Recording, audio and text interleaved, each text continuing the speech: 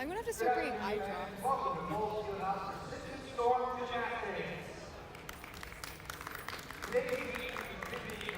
Oh, that's me taking over, right?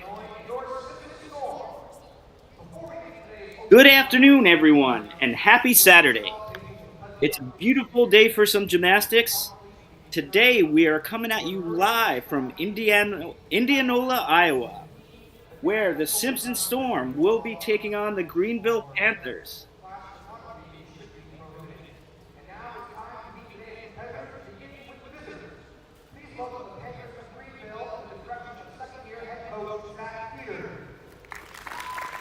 We're coming at you from the Cowles Fieldhouse, and today I'll be hosting with my co-host Nyika White. Why don't you say hello to the folks, Nyika? Afternoon, everybody. My name is Nyika White. Rich and I will be here talking to you, keep you informed of what's going on, and having the best day of gymnastics that we absolutely can. I'll give you a little bit about myself. I'm a former Temple Owl athlete in Temple University of Philadelphia, as is my co-host, Mr. Richie here.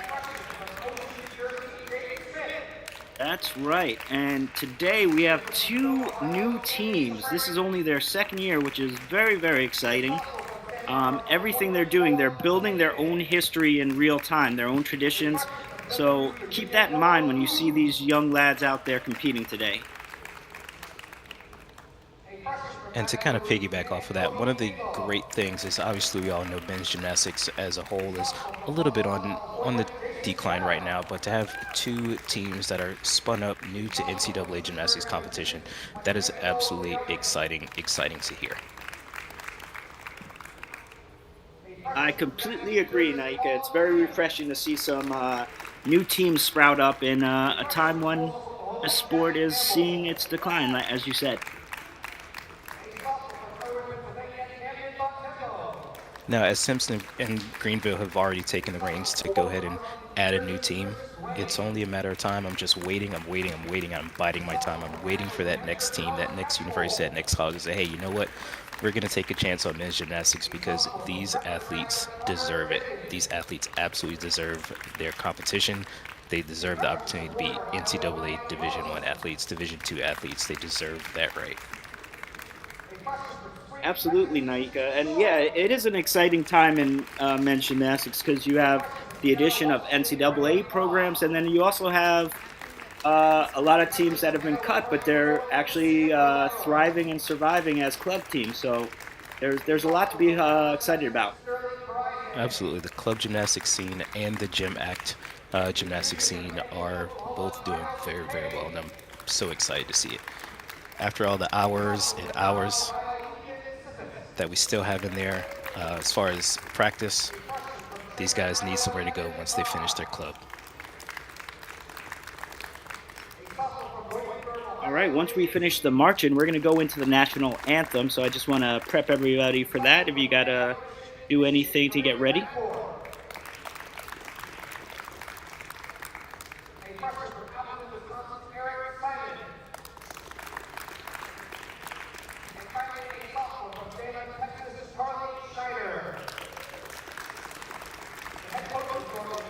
Yeah, I'm very excited to see this meet. Like we said, we have two very young teams. I believe this is the second year for each of their programs. So we have a pretty even playing field, and it's going to be interesting to see how this unfolds today.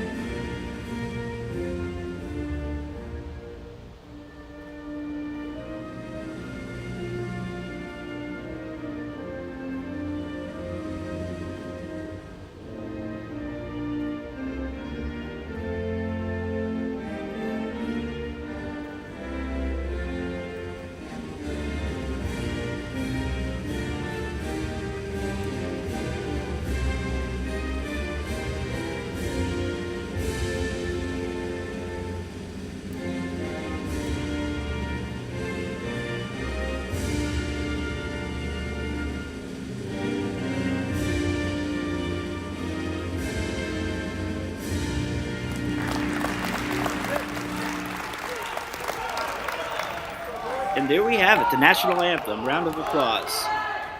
Moving on, we're going to next introduce the coaches from the host team, the Simpson Storm. We have head coach Colin Payne, Matt Ranks, and Rogelio Vasquez. And I'll throw it over to my colleague Nyika, who will introduce the visiting team. Actually, before we do that, I'm going to just note that Simpson has an average score so far of 363.625, with their high coming in at 366. Now, like I said, I'm going to throw it over to my colleague Nyika, who is going to introduce the visiting team. And over on the Greenville side, we have head coach Zach Peters, assisted by Jake Bonnet. And just to keep you guys informed, Greenville is ranked number 2 in their conference right now, and Simpson Storm, they are ranked number 6.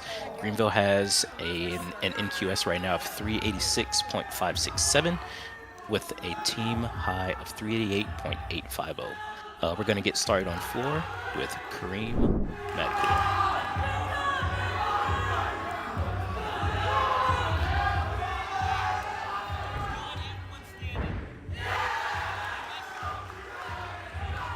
Very nice double back to open with, just a small little hop on that landing. Follows it up with a solid Rudy.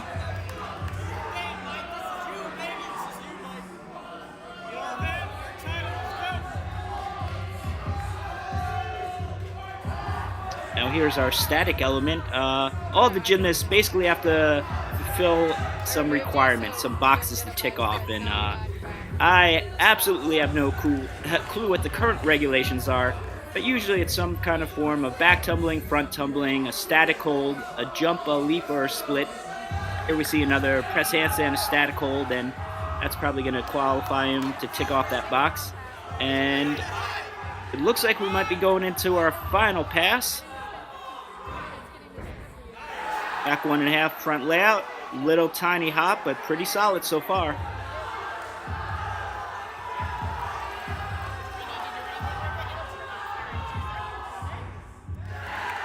Ooh, nice.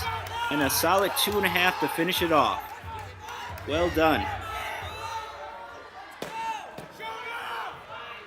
And for those of you that are starting out with gymnastics, each team is going to have 5 athletes compete, and all 5 of those athletes' scores are going to be counting. When we get towards the end of the competition, we will see 6 gentlemen up for Simpson on P-bars and high bar. That 6th gentleman will be going to complete his all-around score. But while Kareem is getting his score evaluated, we will be getting ready for Michael Avery to start out for Greenville.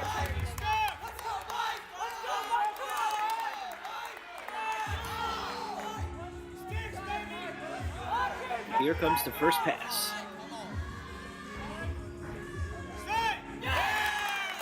Wow, super nice. Front layout to double full. That's going to chalk him up a bunch of points for that. Okay, double front.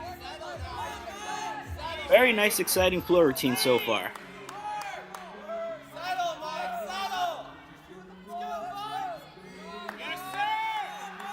There goes the static element to press the handstand. Now, it's also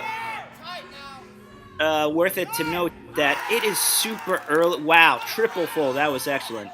What I was saying is it's super early in the season, so what you're seeing might not be their final routines. They might not be as polished as they could be. And also, the nerve factor in the early parts of the season is just so high. You're getting used to your routines. You're getting used to your teammates. And again, these two teams are brand new, so they're getting all their traditions and their rituals, and they're figuring out how to be a team in real time. So that's pretty exciting. And that was a solid start there from Michael Avery on floor for Greenville. And coming up second for Simpson is going to be Michelangelo Villani. And as Richie alluded to, that these are not going to be the routines in their final form. We actually have some skills that are going to be going in for the first time towards the end of the meet today. So we'll be excited to see how those go. And then we'll be also excited to watch how those improve not only the athlete's performance, but the athlete's score throughout the remainder of the season. But tell me, Nyika, what were you thinking when you put your hand up and you step on the floor and you're about to do your first tumble? Oof. If it was a double layout like that, double lay. If it was a double layout like that, it was make sure you make it around to your feet, one thing at a time. Nice, followed up by a double back. Yeah, it's a really crazy things, the nerves that being a gymnast gives you, because everything is just so delicate. If you're just a little bit off on an angle, or you don't do something right, it could mean big disaster. And that very first tumbling pass is where you set it all off. And so far, everybody's been doing a real great job.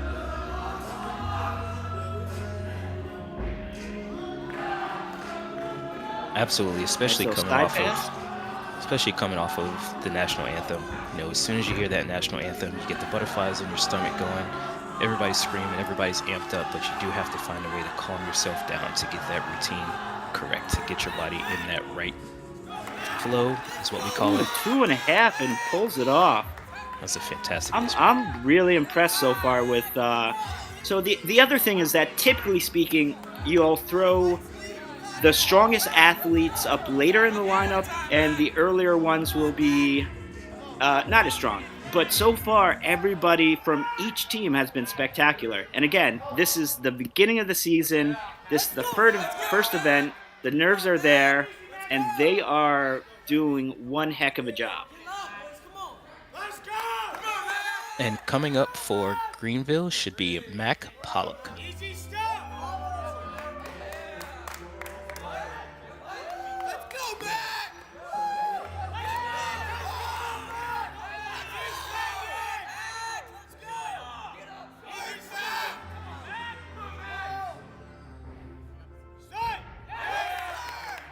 Very nice double back to open with. And you notice that he kept his knees completely together. No cowboys, no deductions on that double back. Little combination tumble for the second pass. Solid front full on the third pass.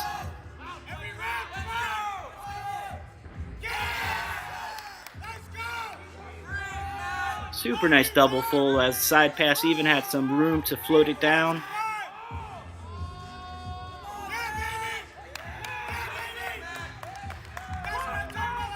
There's his strength element of nice V.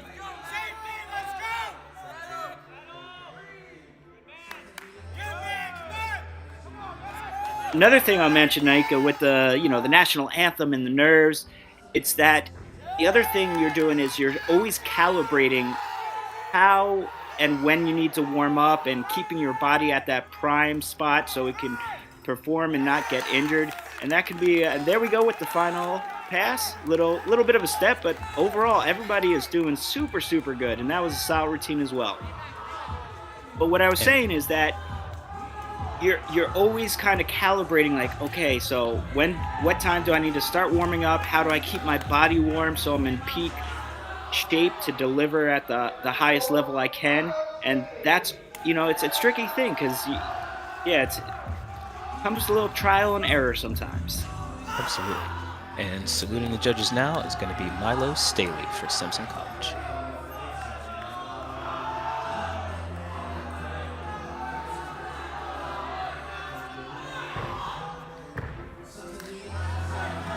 Ooh, that was a big first skill. Had a little bit of a stumble on the landing, but that was a big, big skill. And like we said, it's early in the season. They're just working out their kinks, and they're going to dial it in. Antonelli was able to follow that up with a fantastic double front stick. That was awesome. One of the great things that you want to be able to do as a competitor, say, hey, you know what, maybe that was a little bobble, maybe that was a little bit of a mess up. How do I get my head back in the game? How do I continue this routine to the best of my ability? Absolutely. And even though gymnastics is a skill about perfection, just like you said, Nyika, like, if you have a little bobble, you got to suck it up and you got to push through and you got to just keep going. So Yeah. It takes a lot of mental toughness to keep going sometimes when you have a little bit of a bobble, but these fellows are doing real good today.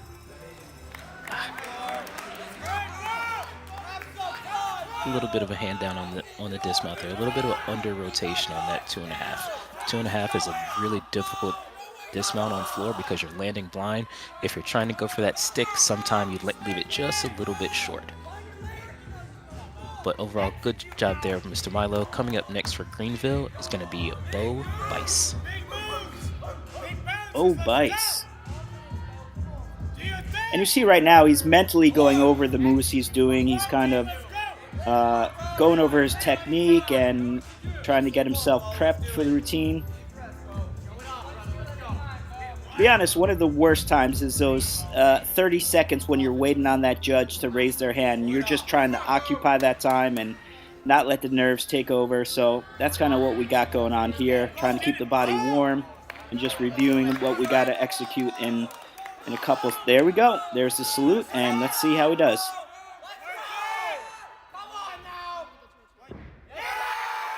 Another nice double layout.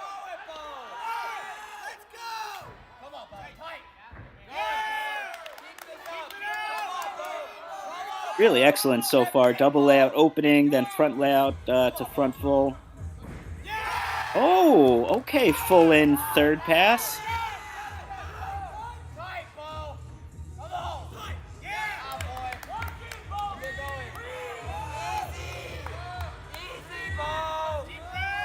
I really like seeing the traditional big tumbling passes like the double layout and the full in back out.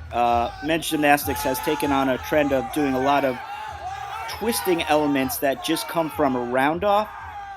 So it's nice to see the more traditional stuff like the double layout and those other big passes. Kind of puts a smile on my face.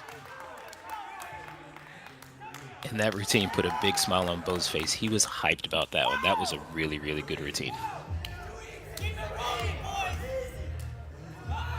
And as you're watching the gymnasts on their floor, especially when they're landing, in order for the landing to be qualified as a stick, you see the gentleman land and then put their heels together. If they land and their feet are not close enough for them to put their heels together, that does not count as a stick. So we'll see what comes up this time for Mr. Camden Bontempo for Simpson on floor.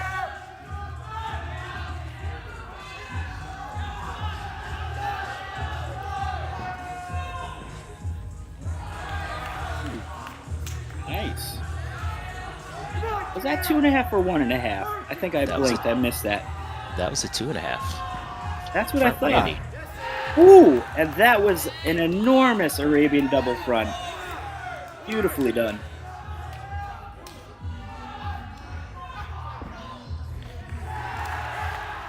Very nice. Wow. My man's just killing it so far. Here we go with his split element, and then we're going to go into the strength element or the static element. Come on. Here we go.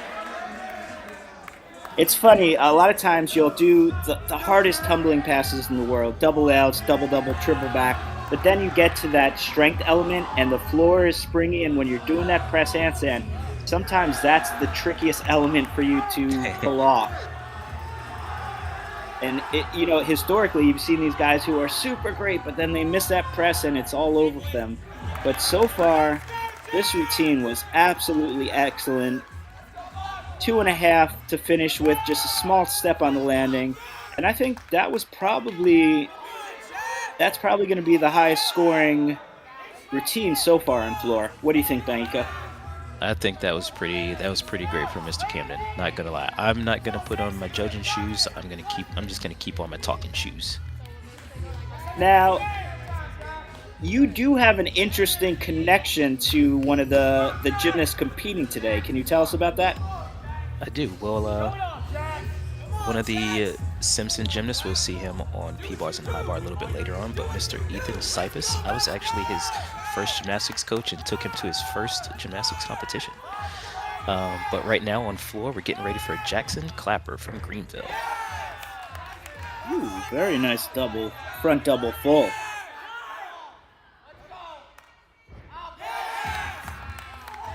Solid double back.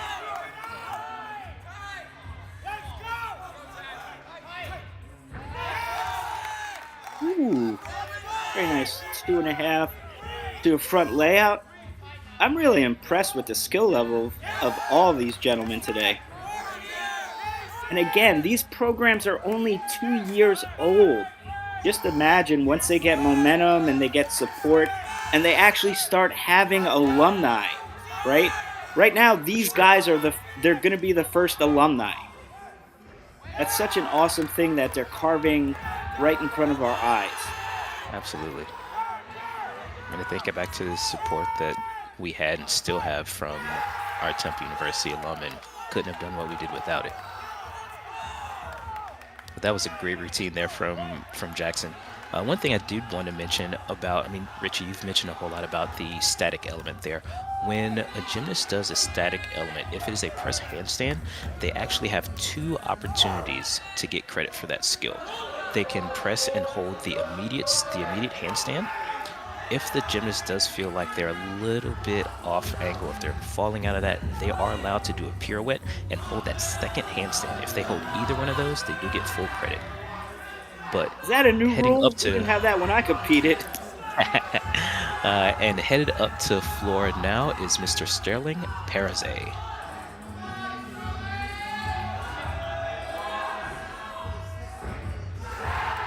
Ooh. So that's an element you don't see that often. That was a back in full out where the twist comes on the second flip.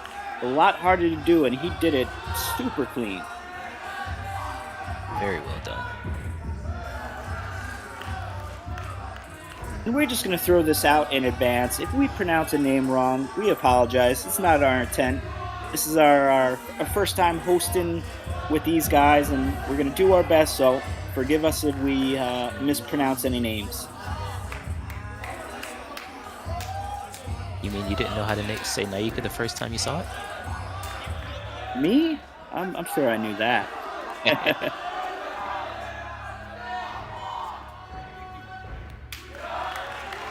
Very good there.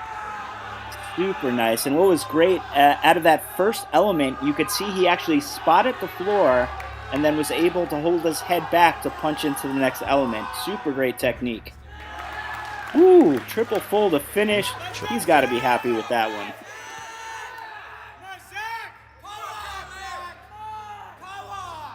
All right, and finishing up on floor, finishing up rotation number 1 for Greenville is going to be Zach Connolly.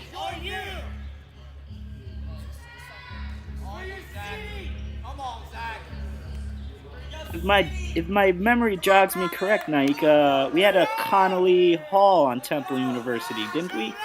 We did have a Connolly Hall. Certainly did.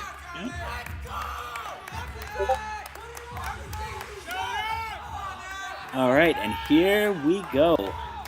Final competitor on the floor. So far, each gymnast has done remarkably well. With the exception of a couple steps here and there, everybody's doing super good. We'll see how this final competitor does. Ooh, super nice. And again, that first pass, the front layout into the connecting skill, he did a great job with his head control so he could really get some height on that second element. Then full in back out on the second pass, super big.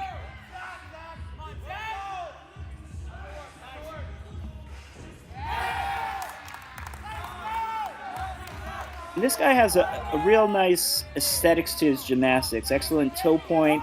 Wow, a mana, which is not an easy skill to do at all because... And then he drops down to a super... Okay. So we used to have bonus for virtuosity back in the day, and it is no more there, but that would be something that would get some bonus points. The way he just really did those skills to their fullest extent. Well done.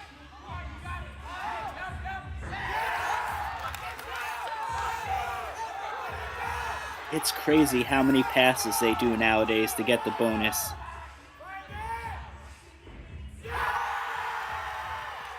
That was a 2.5 to end with stick sit. That that was a was a great routine. super solid routine. And I'm just going to add this in here. I'm not sure if you all can tell. I did just look it up. Zach is 5 feet 10 inches tall. That is a lot of person to get around, and he did it amazingly.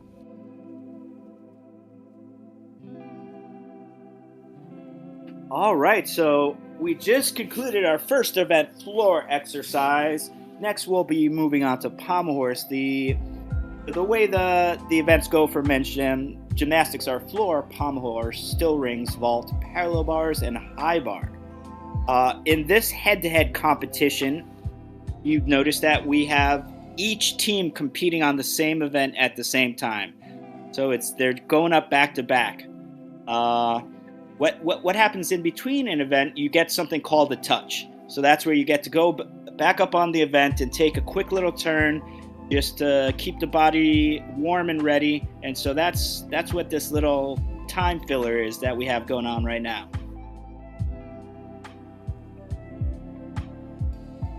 And if anybody's following along online, if you're looking at the live scores online, you will see some indicators beside the scores. If you happen to see a red N beside the score, that is what's called a neutral deduction. That means the athlete went out of bounds, especially on floor, the athlete went out of bounds. And then if you see the green S, that is one thing that everybody wants to look for. That means that the dismount was a verified and validated stuck landing. And speaking of stuck landings, the Simpson Storm right now have their Lightning Strike fundraiser going on. They are accepting donations and pledges per stuck landing for the season. So if you want any more information about the Lightning Strike fundraiser, please reach out to Colin Payne, the head coach of Simpson Men's Gymnastics. His email address is colin.payne@simpson.edu. And also to note, right now they have a matching $10,000 donation. And that would amazingly help the gymnasts and the team. So if you want to pledge with the Lightning Strike fundraiser, please reach out to Colin. And like Richie said, coming up next, we are going live to pommel horse.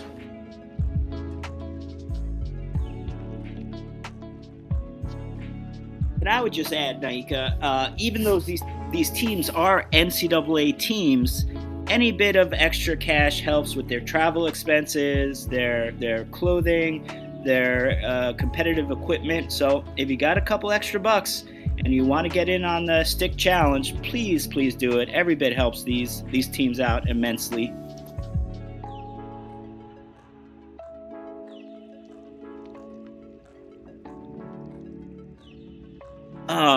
And pommel horse. What has been said about pommel horse? I believe there's a coach from Pennsylvania, from Harrisburg, Barry Mattern, who used to always extol, "He who wins pommel horse wins." I don't know if I know that. I don't even think of pommel horse as a real event. If I'd never had to look at pommel horse at any of my practices, I would be absolutely okay. Yeah, it's definitely a devil of an event. But no, he's absolutely right. Yeah, it was my personal nemesis as well. And yeah, there's nothing that gave me more anxiety than when you had to step up the pommel horse, because other events you could kind of catch your breath, you could breathe a little bit, even on high bar. When you're doing a giant, you have time at the top of that giant to kind of reset and get back into it. But with pommel horse, you're in constant motion. So if you have any inflection or bent elbow, you're going to fall off immediately. So there's almost no room for error here. You can see we're about to get ready for event number 2. Yep, and we are starting up on pommel horse. Greenville is going to be going first, and we are starting horse off with Landon Benas.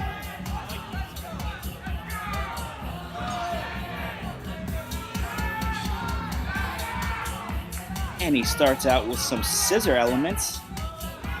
Now we're getting into the circular movements. Good extension on his circles, good extension on his single pommel work.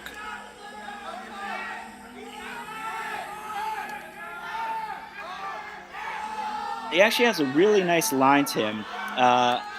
People who are taller and a little more slender tend to excel on pommels because they get a little more clearance in each of their circles with longer arms. And he absolutely nails that landing. And to be first up and to do that well, that's really a testament to that young man's mental strength there. That was an excellent routine. And you'll notice that right now they're adjusting the pommels. So the actual pommels on the horse can be moved in or out, and those are custom to the athlete's shoulder width. Some people like to swing a little wider, some people a little closer. All personal preference.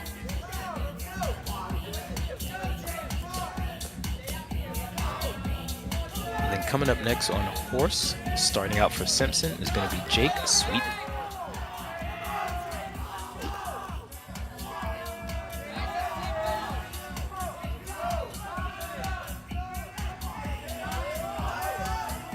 Very similar start, scissor work. And now we're going to probably get into our circles.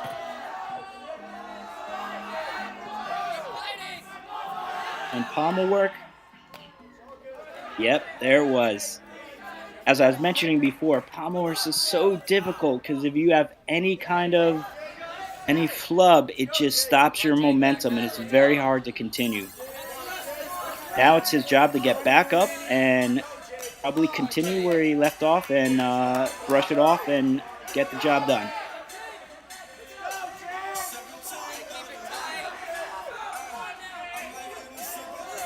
And to note, if an athlete does fall off of the apparatus, they do have 30 seconds to remount the event.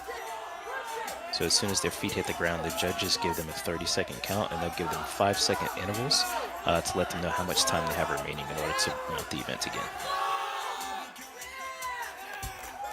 And he really picked it up nicely after that initial fall. He had a couple form breaks, but to be able to get back on and finish solid like that, that's no easy task. When I was competing, Springfield Open in Massachusetts used to be the first meet of the season, and I believe I had the record of falling off pommel horse. I think I fell off 7 times. Like, I didn't even complete 2 skills back to back before falling off. It was the most degrading moment of my life. Well, let's hope Kobe Cantu does better than that. Kobe is up on horse now for Greenville.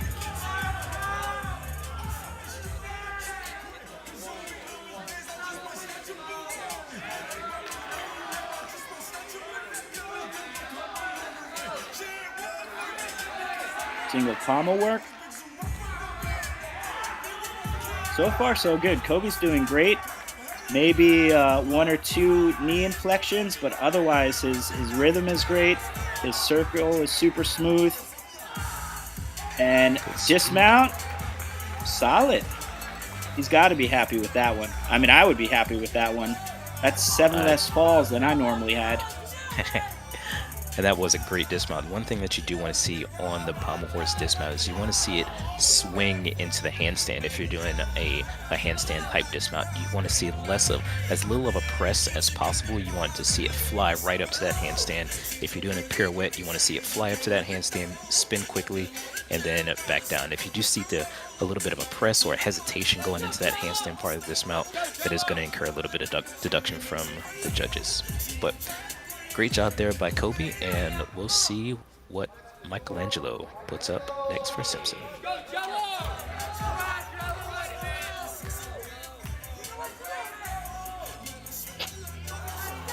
All right, we just got the green light. Michelangelo's about to start his routine.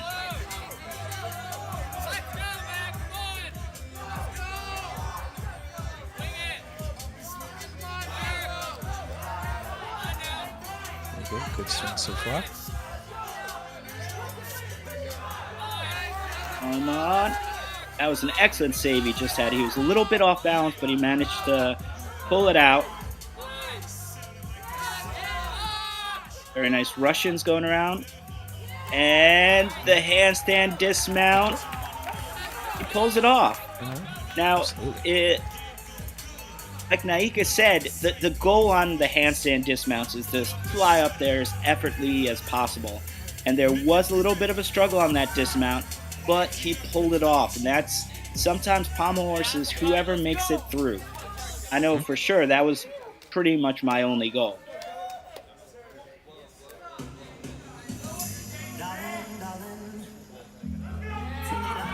One of the greatest things about competing in NCAA is once I got to college, I didn't have to hope anymore because I said, pommel horse, you can stay over there. I don't have to compete that anymore. But obviously these guys are going to give it all they got. So up next for Greenville, we got the green light for Mr. Jacob Foster. Yeah, I had considered about getting a restraining order for pommel horse for me, but in the end, decided not to go that route. Now you notice this athlete, look at his lines. He's a bit taller and he gets that clearance over the pommels, and his swing is just so nice because of his physical attributes. The other thing we're looking for is we don't want to see any piking in the hips. We want to see full extension in the bodies, and he absolutely nails that routine. Well done, Jacob Foster. You can see how excited he is. He's excited. The coach is excited. I can hear the team in the background. It's nothing like having that support from your team. No, not too many people get to experience a whole crowd of people just losing their minds and screaming for you to succeed. It's a pretty nice experience.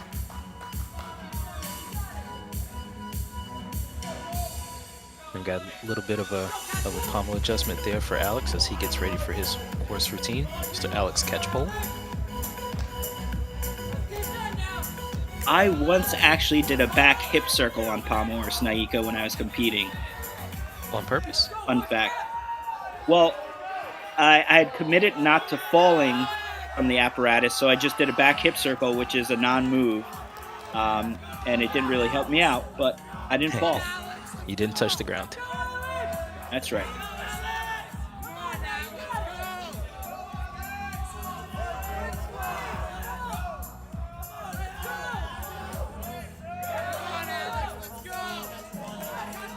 Right off the back, he fulfills his scissor work requirement.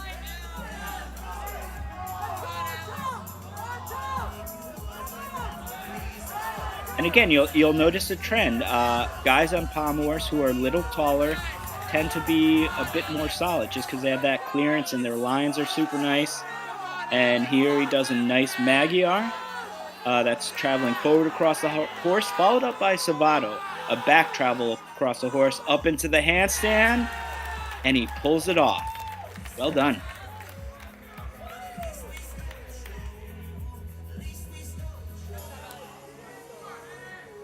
And I'll kind of add one of the things that we did see from both Michelangelo and Alex. If you saw that black tape over their shoulder, if you're not familiar with it, that's actually called kinesio tape. That's not anything that's a major injury. Sometimes the joints, the muscles, the tendons just need a little extra stability. And that kinesio tape can provide just enough to make that athlete, make that joint, make that muscle feel really, really comfortable. So good job for those two guys. And next up, we're going to see Henry Silva from Greenville.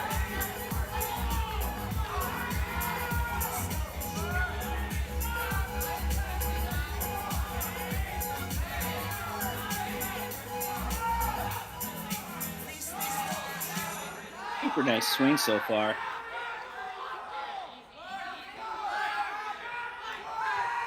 Come on. He's fighting. That's it. Excellent save. Now he's got to get back and keep his rhythm.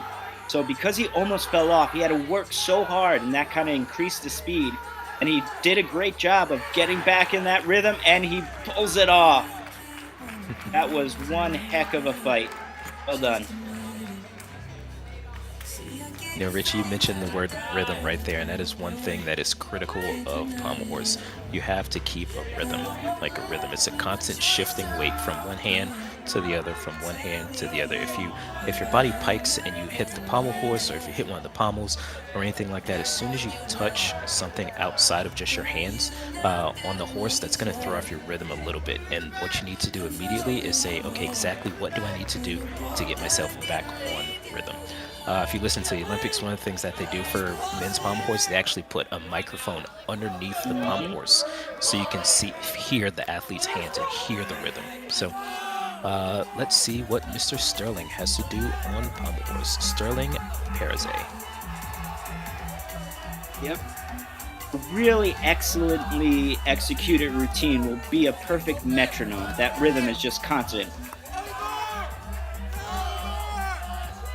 So far, so good. Excellent extension in his swing. Forward travel, back travel. And dismount just left to go. Ooh, and he throws an extra pirouette in there. Excellent. Well done. Very nice routine there.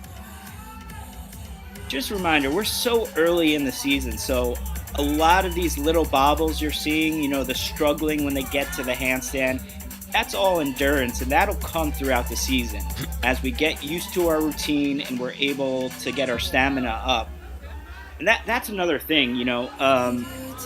Had a coach to me tell me, like, they asked me, what do you know of the word routine, right? If you look it up, it's something that, you know, your daily routine. And even though we're doing things that are incredibly hard, it should be to the point where your routine becomes routine.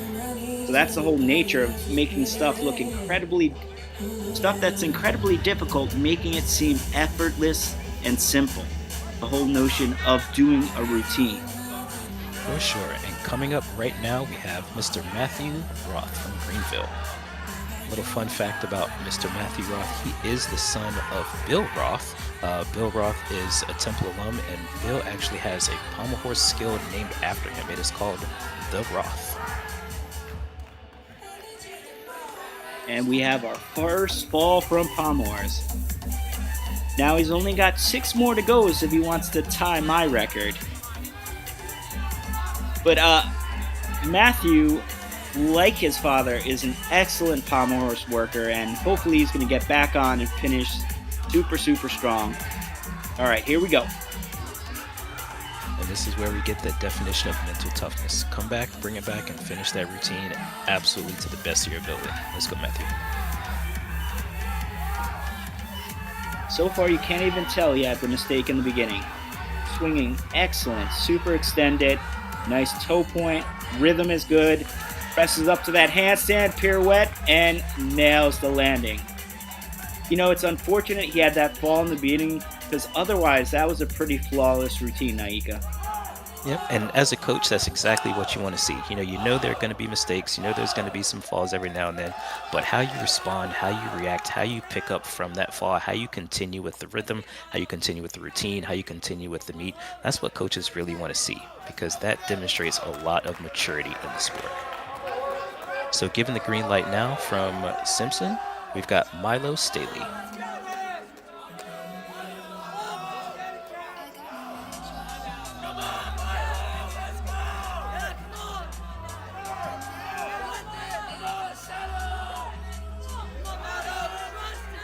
Typically speaking, coaches will put their stronger athletes towards the end of the lineup, but that's not always the case. Sometimes you'll put a weaker athlete at the end of the lineup because scores tend to escalate with each gymnast, so it's kind of a way that you can hide a weaker gymnast. But Milo's routine was anything but, and you could tell he's a super solid pommel horse worker, and he just nailed that routine. And Milo's landing right there was the end of rotation number 2. Fantastic. All right, thank goodness. Pommel horse out of the way. All right, now let's get to some real gymnastics. Let's go to rings. Let's go to what matters. Rings is a super interesting event, and it really changes from code to code. So what that means is the rules change every 4 years. And so the constant with rings is that you need to be superhuman. You know, you're doing Malteses, Iron Cross, inverted cross, combos. But depending on the set of the rules, there will be more or less bonus for other elements such as swing elements. Do you have any idea what we're going to be looking at today, Nyika? I know now for the rules as far as combination elements, when you combine strength to strength and swing to strength, they want to see all of these strength elements in combination going up as far as in elevation. So you're going to start from an iron cross, and then if you push to a planche or something like that, that is where you're going to get your bonus elements coming from. You're also going to see bonus elements coming from swings into strength. So if you do a swinging skill, we'll see if we can call some of these out. There's a couple of things called some Yonesens or some Yamawakis and things like that that we might see, and doing those directly into a static strength skill. Those will get you some big bonus points as well. Excellent. And now, if I may, I just want to brag a little bit and share that my fellow alumni Nyika was it a two-time NCAA champion?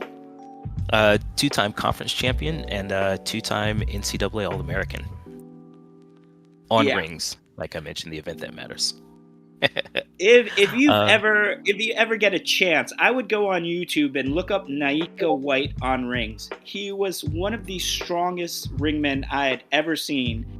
But the fun fact is, he was a freshman when I was a junior, and when he showed up on the team, he was still super strong, but so unpolished. He actually couldn't do any element with his elbows fully locked out.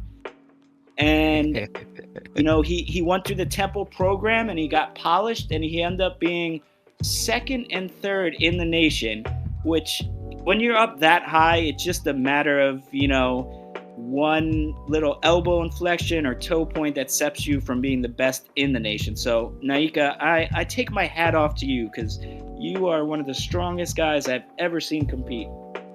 And I appreciate it, Richie. Thank you for that. And since we still got a couple of seconds here, it looks like, since we're talking about people's accolades, Richie, I know you're no stranger to the podium as well. How many conference all-around championships do you have to your name? I think that's 2 as well, right? Yeah, I won the ECA. Wait, what? Did it change that? Yeah, I won the conference champion all around twice, my sophomore and junior year. And here we are, back to it. We are on rings. All right, and we are starting out rings with Simpson, and this is Jake Smith. So see what Jake's got. Is that Sweeten or Smith?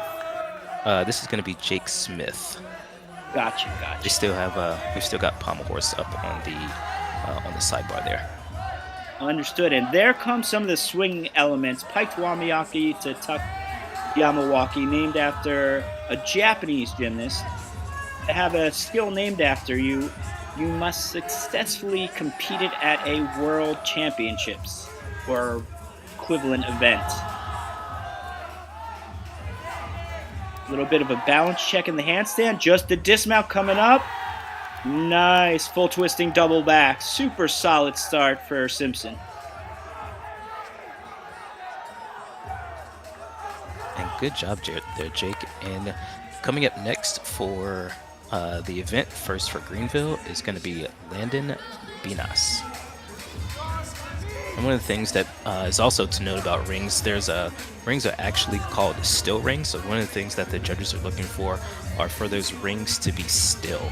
When an athlete starts to develop a swing back and forth with the rings, that is a little bit of a deduction, and then it's up to them mentally to be able to what we call bail, or that is when they enter the next skill and they have to time it in order to try and what we call kill that swing to get them back to a still position. So let's see what we get from Mr. Landon.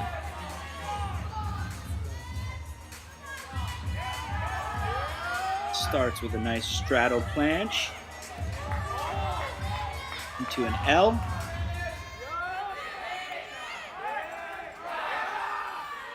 There's that swing elements again, piked and tuck Yamawaki up to straddle L. Really nice lines on this guy. Nice press handstand. And now you can see he's swinging a little bit here, so he's going to have to time that bail. Times it perfectly. Beautiful giant swing to handstand. And we should just have the dismount coming up. And wow! Double tuck stuff. And that was a super high double-double, too. That was great. You I wasn't can't get much better expecting than that. I was not as well. And you know, Richie, one of the things to note, we were talking about how the lineup builds. If that's how we're going to be with number 1, what's it going to be like by the time we get to the end of the lineup? Time will tell. Absolutely. And coming up now on rings, Mr. Connor Jenkins from Simpson. All right, let's see what you got, Connor.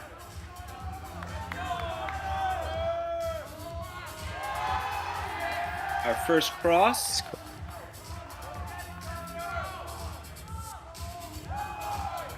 Now, of course, for all the viewers out there, when we're doing strength elements, you want to avoid something called false grip, and that's when you put your hands around the rings to shorten the lever and make the strength move easier. So basically, you want to have flat hands or flat wrist when you're doing the strength elements. Hollow back press the handstand. A little bit of swing built up here. He's got to time it right. He does it perfectly. All right. And a nice full twisting double back for a dismount. And there's a good fist bump from Mr. Connor. And everybody, if you have a chance, if you see him, if you know him, today is Mr. Connor's 21st birthday. So Connor, happy 21st birthday, my man. Now sometimes... Go ahead, Nyika. I was going to say, coming up next on rings, we've got Matt Pollock from Greenville. And for everybody at home taking a look, we do have the correct lineup up there on the side now, so you can see what the rest of the lineup looks like. Go ahead, Rich. Yeah, what I was going to say is, so the prior gymnast did build up a bit of swing, but then he killed the swing on the dismount and managed to salvage it. But sometimes that doesn't happen, and when you start swinging and you just keep building up more swing, it can get pretty dicey. One of our college teammates, Toros Torkomian, I remember at a West Point competition, once built up so much swing that he had to stop his routine, which wasn't the case here. This was a beautiful routine. We had the swinging elements, the Yamawakis, the strength elements, super, super solid.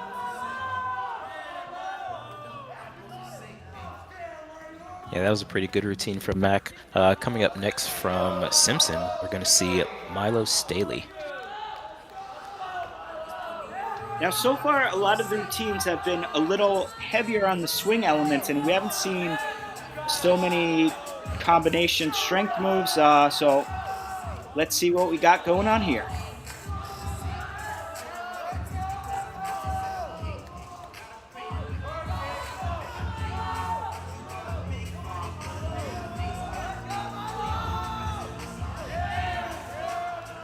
Nice kip to L, and he stops the kip and doesn't let his feet go down below, which is really great to see. There we have a Maltese cross, one of the harder crosses you can do.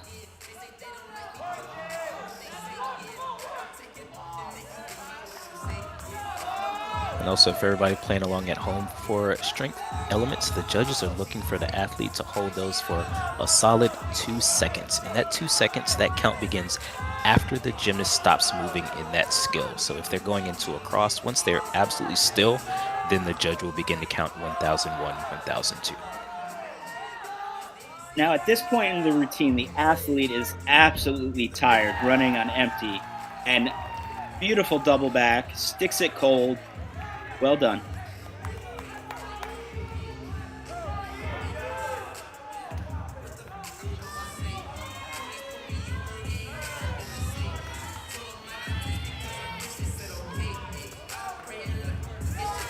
So far we've seen some double backs, some full twisting double backs. We had that super, super high double-double. And if I recall, Nyika, you used to compete a triple back off rings. I did. I competed a triple back, and it was absolutely amazing and terrifying at the same time, especially at the end of a routine. Let's see. We've got Ethan Poole up on rings now. Beautiful cross there. And that was a super solid cross, and notice no false grip at all. Wrist completely straight.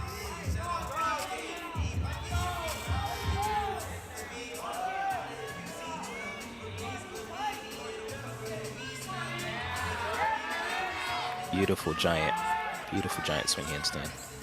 A little bit of short on the handstand there. Very good on that giant as well. Ooh, super Nice high swing. Yamawakis. And what you'll also notice that he has very little swing in the rings back and forth, but also there's not a lot of, and that was a dismount, a layout. What I was going to say is there wasn't a lot of motion in the rings, just in the handstand. So you can swing back and forth, but you could also be a bit shaky. There was a famous Greek gymnast who actually won the gold at the Athens event finals, and he was super strong. He didn't have back and swing forth, but he always had a bit of shakiness to his handstand. But we didn't see any of that from the prior athlete. Yeah. And coming up next on rings from Simpson, we've got Alex Ketchpole.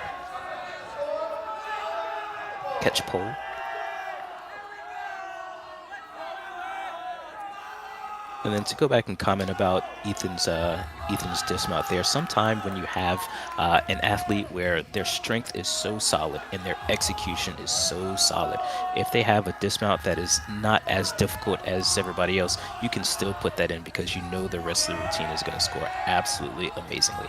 And then also at the same time, we're not quite sure, Ethan may be nursing an injury or a leg injury or something like that that might have put his normal dismount on the sideline. I'm not exactly sure, but it was still a fantastic routine from start to finish there.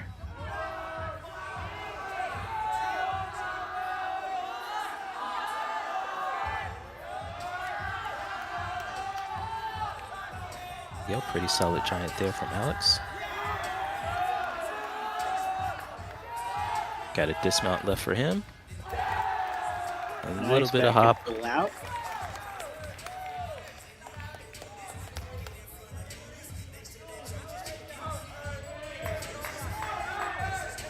All right, and next up on rings from Greenville is going to be Sergey Popov.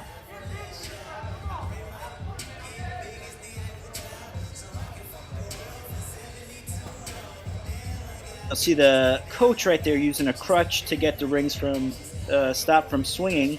The crutch is also a multi-purpose tool for gymnasts. We use it to spot the strength elements, where you'll take the crutch and if somebody's doing, let's say, a Maltese, you'll put it right under their hips to kind of take the weight off. And here we go, our next competitor. Let's see what Sergey has.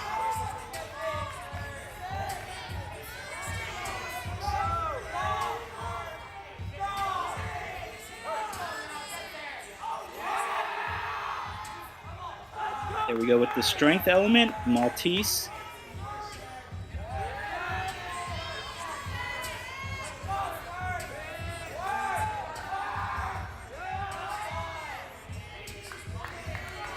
I would say, especially with rings, you get so much more stamina and strength as the season goes on. So what you're seeing here today is not going to be the final product for these gentlemen. So what's impressive is they're already super strong and solid, and it's just going to get better as the season goes on. And that was one heck of a dismount, back in full out, sticks it cold, super pumped.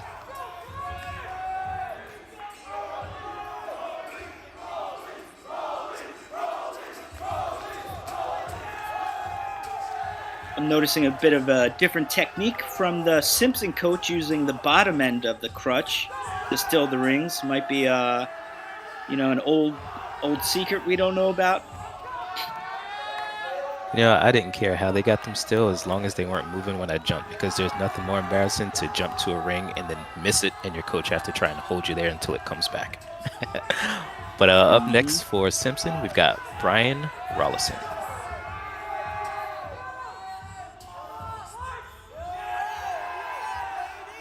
Back up, rise, legs together, planche, lower to Maltese.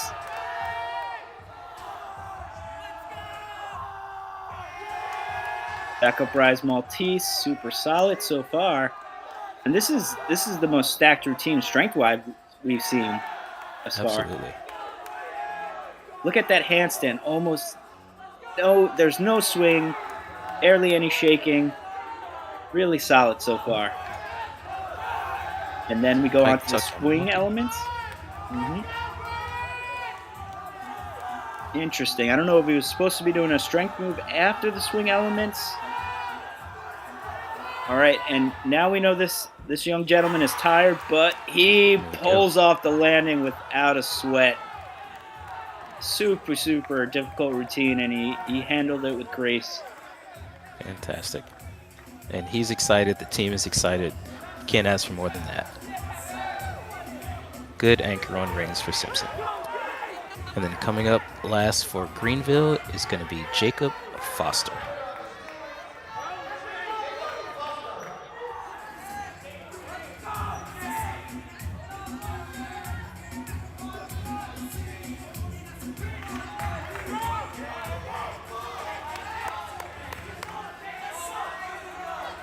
Here we go, Jacob Foster.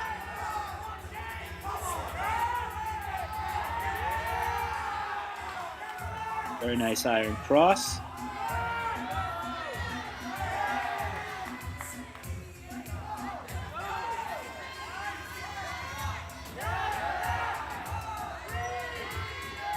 Forward swinging elements, that was the tuck Milwaukee.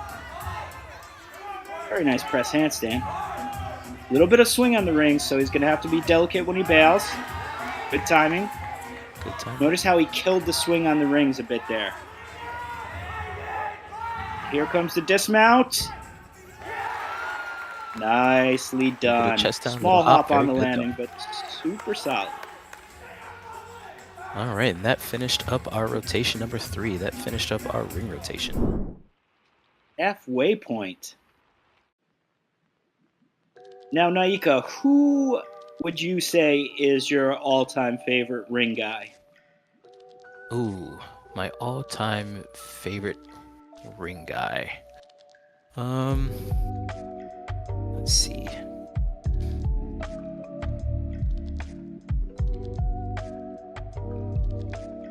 I would have to say, and I'm going to take this way back, it would probably be Akinori Nakayama. Akinori Nakayama was a Japanese gymnast.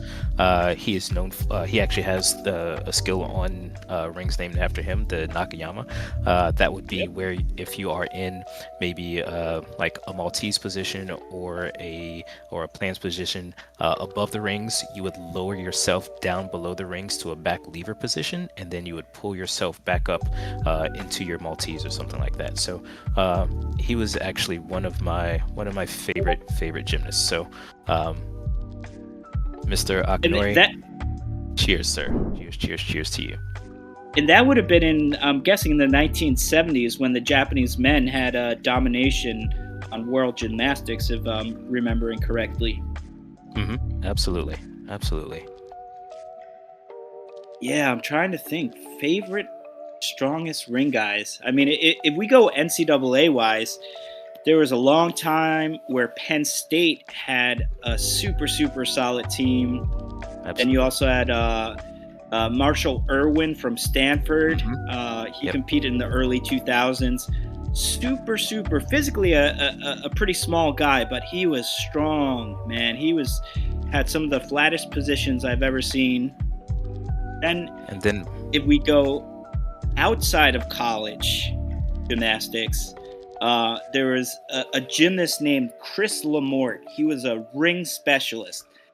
And when I tell you his positions were like nothing I've ever seen, I remember his inverted cross was almost surreal looking because he basically did no false grip before it became mandatory to do no false grip. Right.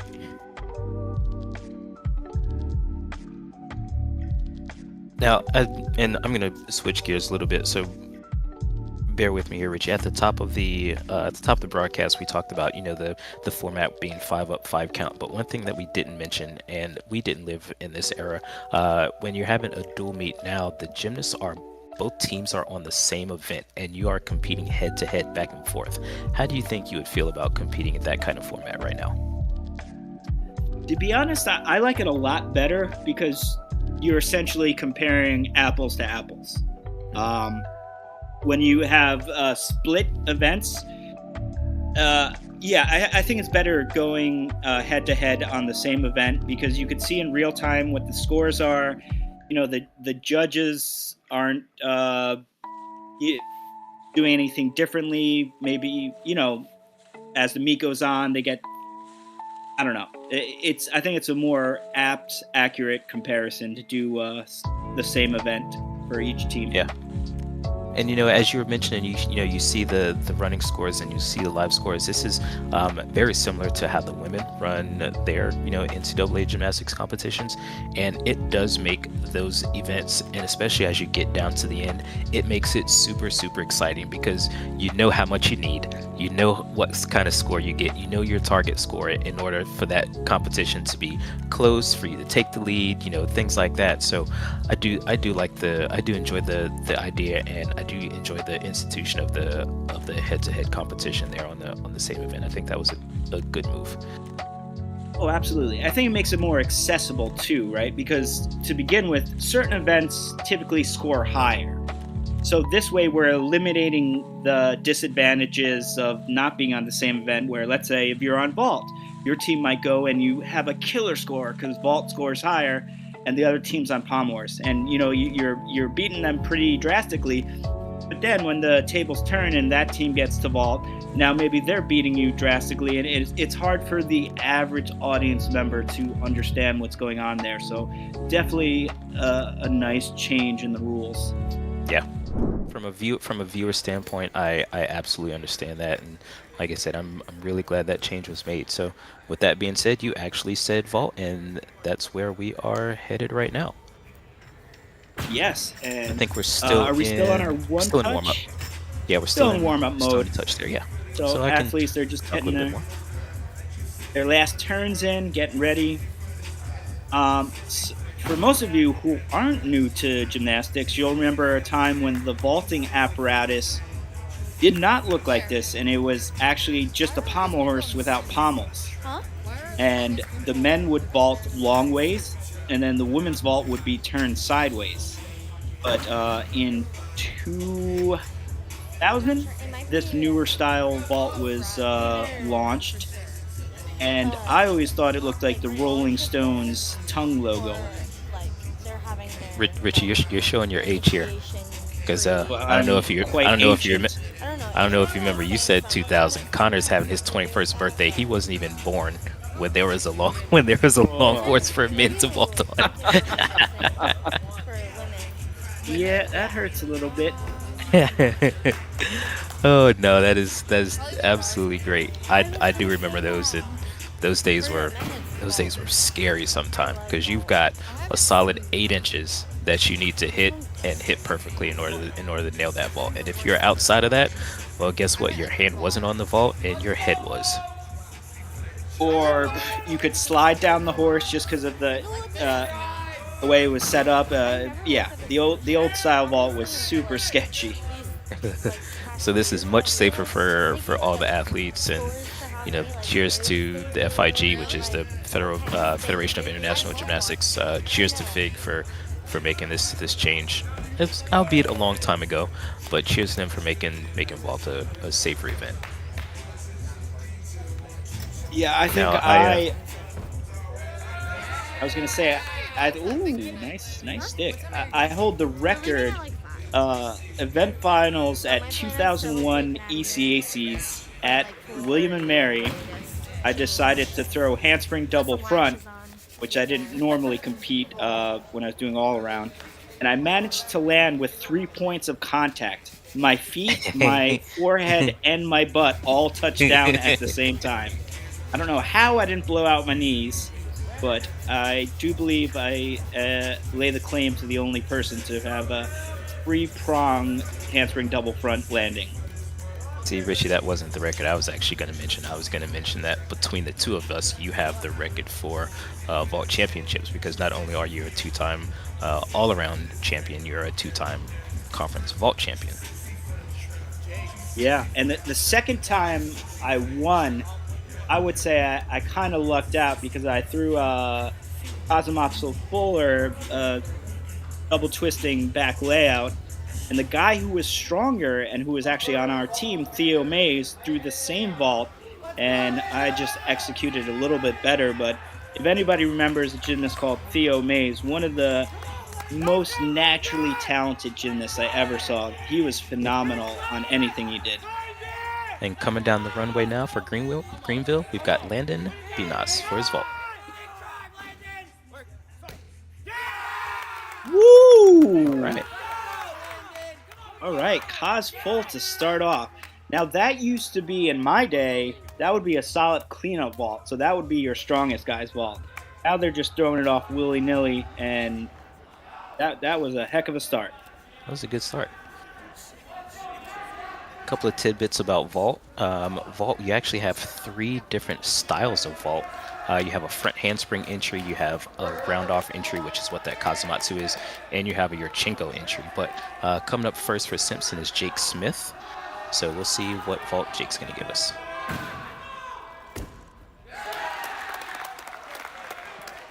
Half. So slightly less difficult than the first vault from Simpson, but again, a solid vault.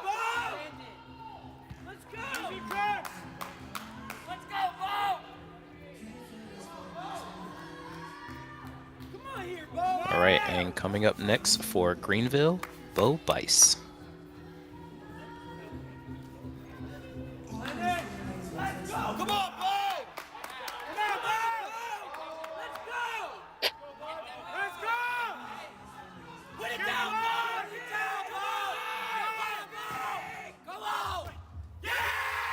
Holy cow!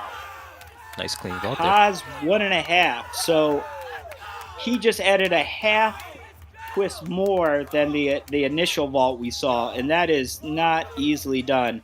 And honestly, that's a world-class level of vault right there. Yeah, that is a total of 2.5 twists in the air. All right, coming up next for Simpson is going to be Michelangelo Villani.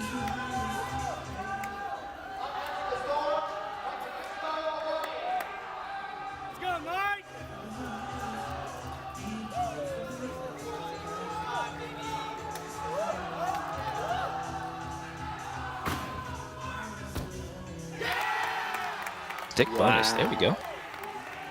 Super nice. And again, when you land front like that, it's a blind landing, so it's a bit harder to land.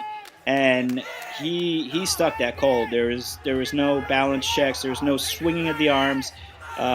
Pretty much can't do it any better than that. Yeah, when you're doing that half landing, that blind landing, you almost have to think, I need to over rotate this a little bit in order to keep from taking a step back or sitting down. But coming up next for Greenville, we've got Jackson Clapper with the green light.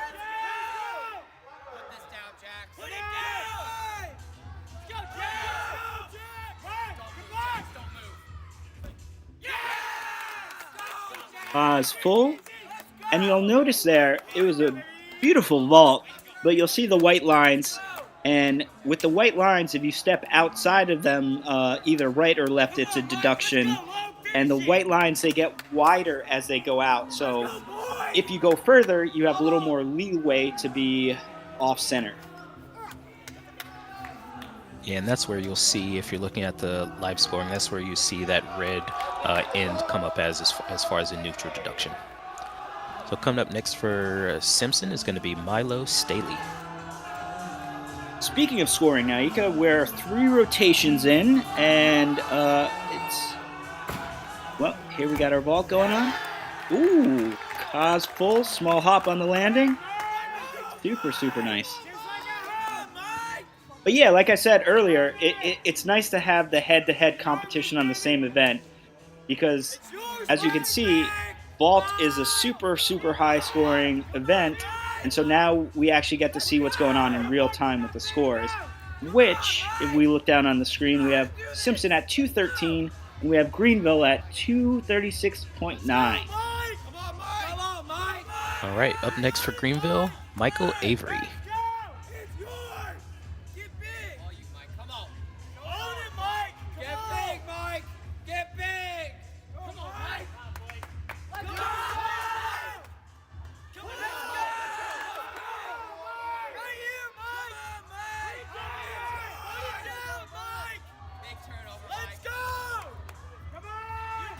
Looks like we're just up. Here we go. Here's the... Oh, okay.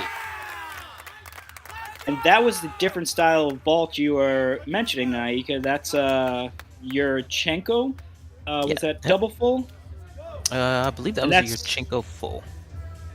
oh really? It could have been a double full. Uh, I blinked as well.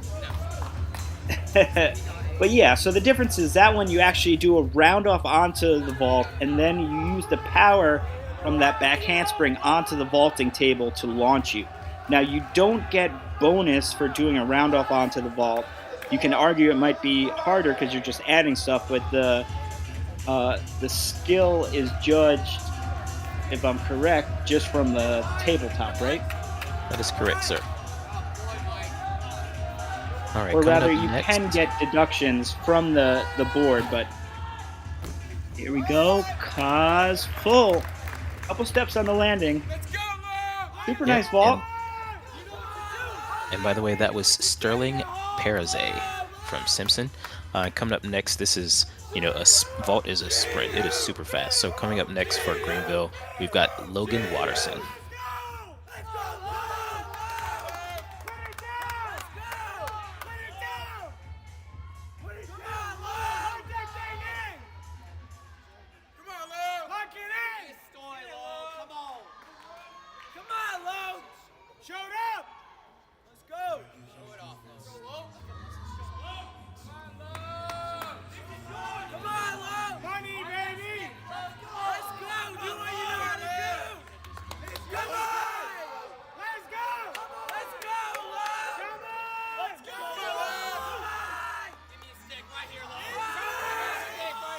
I don't think I've ever been to Iowa, Nyika. Have you?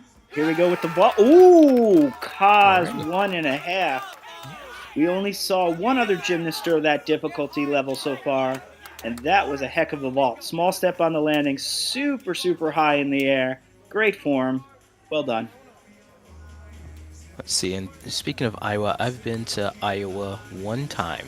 That is it. I've been to Des Moines, Iowa, and that was for, believe it or not, a rhythmic gymnastics competition that I was announcing not last year, but the year before that. It was the Junior Women's National Championships, and I was out in Des Moines, Iowa for the first time. It was great. It was absolutely fantastic. It was summertime, so it wasn't cold and snowy, but it was a good time. And we'll see how that stacks up compared to Camden Bontempo's. And so vault. we already know we got a round-off style vault coming here because we have those little mats placed in front of the springboard, and you got a protective mat around the springboard so you don't miss. So expect to see a round-off entry style vault coming up here.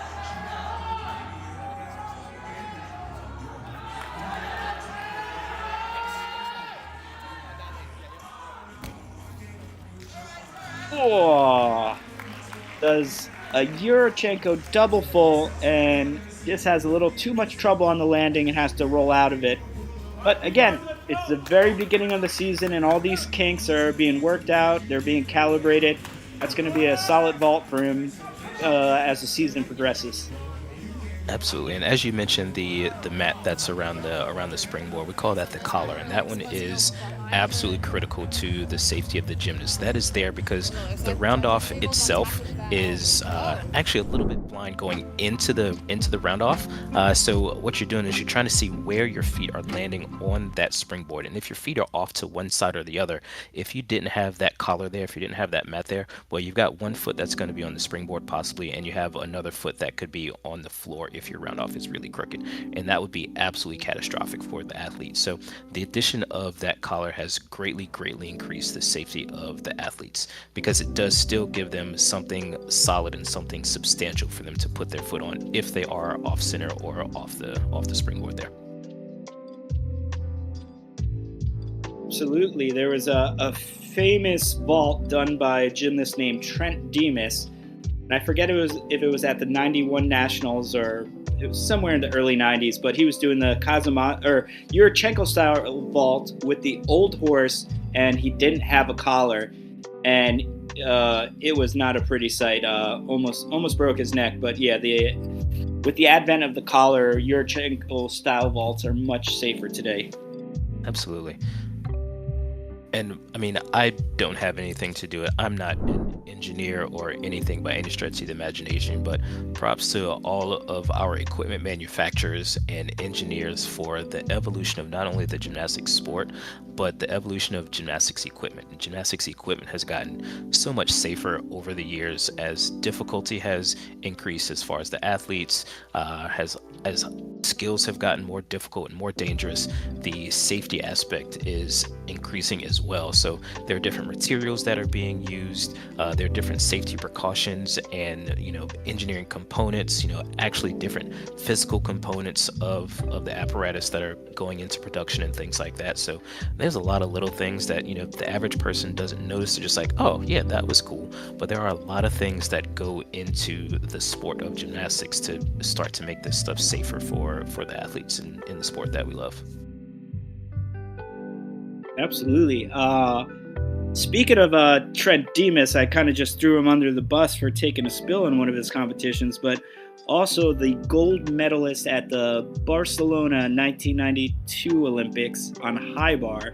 One of the greatest single American gymnastics moments, if you ask me. I had the pleasure of watching it while I was attending international gymnastics camp in the summer, and I watched it with all my other campers, and it was one of the most thrilling things I've ever seen. Every release move he did was just on the fingertips, and then his dismount was a triple back. He was literally like an inch from nailing his head on the steel bar. He sticks the land and we're back to it. Parallel bars. We got Simpson up, is it? Yep, that is Simpson. And this looks like it's Jake Smith. Diamond off the handstand.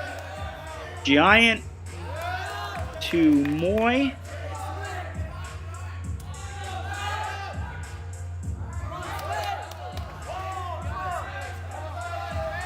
Now you notice you can get bonus by doing swinging elements in support, which he's doing here, or the underbar work that was seen earlier in the routine, the giant and the Moy, and that was a peach basket. Double back to finish off the routine. Very strong start. Next we go on to Greenville, and who's coming up for Greenville, Nyika? Up first for Greenville, we've got Kobe Cantu. Do your thing, Kobe. Come on, And I'm not sure what Greenville did, but it seems like they took the state of Texas and implanted it in Greenville, Illinois. Greenville has 7 athletes from the state of Texas. Wow. That is a high percentage of athletes from Texas at Greenville. I mean, when you're looking at these two, still, you can say sophomore teams in their second year. Greenville has 23 athletes. They've got 2 seniors and 1 junior. Simpson has 27 athletes and only 1 senior and 1 junior. So these guys are doing fantastically in the infant stages of these 2 programs. Those are big teams for men's gymnastics. Typically, you see numbers on the smaller side, like 12 or 13, but to be that big, that young is really a testament to where they're going with these programs. Absolutely.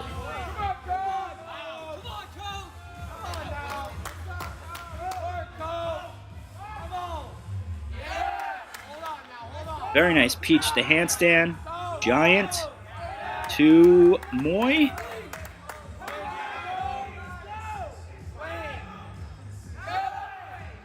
Nice diameter off the handstand. Stutz perfectly the handstand. Front uprise.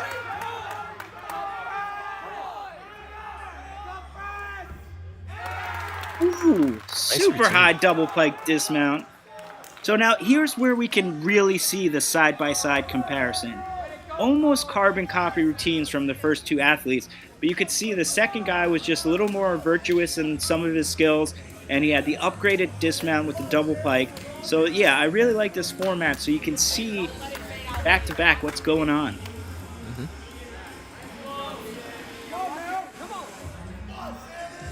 All right, coming up next for Simpson on P-Bars is going to be Sammy Shafransky. Shafransky, I like that. That last name has some character. Let's go, Sammy. Safransky. That is a solid last name.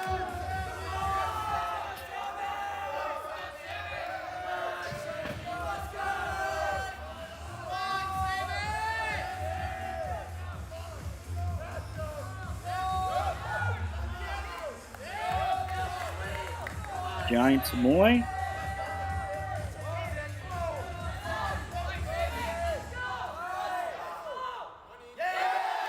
Healy turn. Very well done.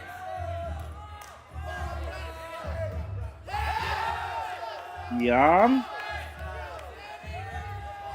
Really nice swinging elements from this gymnast. Peach basket. A little bit of struggle on the press, but getting it done. And now we just got to contend with the dismount. Come on, Safransky. Double pike, and he makes it. Well done. Super, super hype about that routine. Or he was just remembering his last name and got hyped about that. I'm still hyped about his last name. You know, I'd be more hyped about that routine. That was a pretty solid probably. routine. I think after a couple more weeks, once it gets towards the end of the season, once that endurance starts to kick in, I think that's going to be a really solid routine for him. Oh, absolutely. There's kind of nothing worse than being in the beginning of the season and you're at the end of the routine and you have no gas in the tank, but you still got to do that dismount. And you know it's like a heads or tail if you're just going to eat it or, you know, maybe by some saving grace make the dismount. But yeah, it is rough when it's early in the season and your endurance is not there. So these guys are doing real well. They're doing great. And let's see what we get next from Greenville's Kevin Lorino.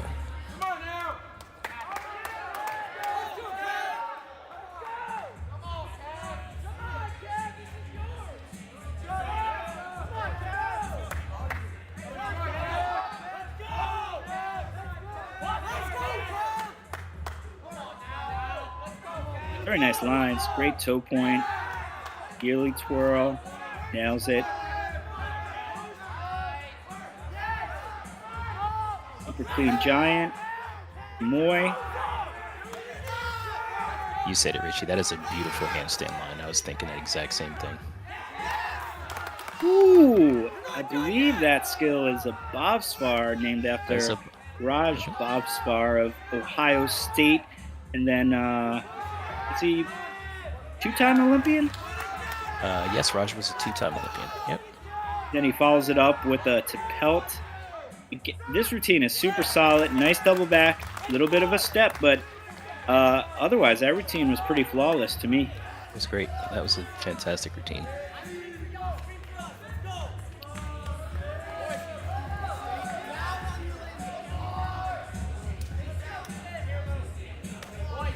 I notice coaches chalking up the bars there. Sometimes they'll sand them down first, add either honey or sugar water, and that just gives the athlete a better grip. And it's kind of like, it's almost like a pseudoscience. I mean, when I was a gymnast, I had really poor under bar strength. And so you would, you know, do your honey and your chalk and your water, and you'd have to time it up perfectly and just hope that when you did that under bar work, your grip was true. Yep. All right, and coming up for the Simpson Storm, we have Mr. Ethan Sipus. Let's see what Ethan's going to give us today.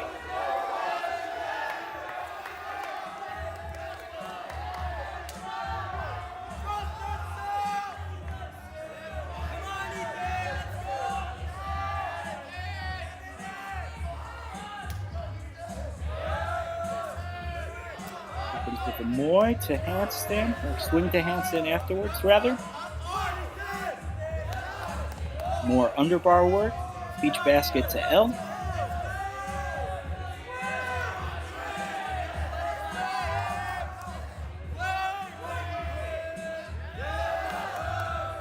Beyond the handstand, had to make a little hand adjustment to get himself squared off.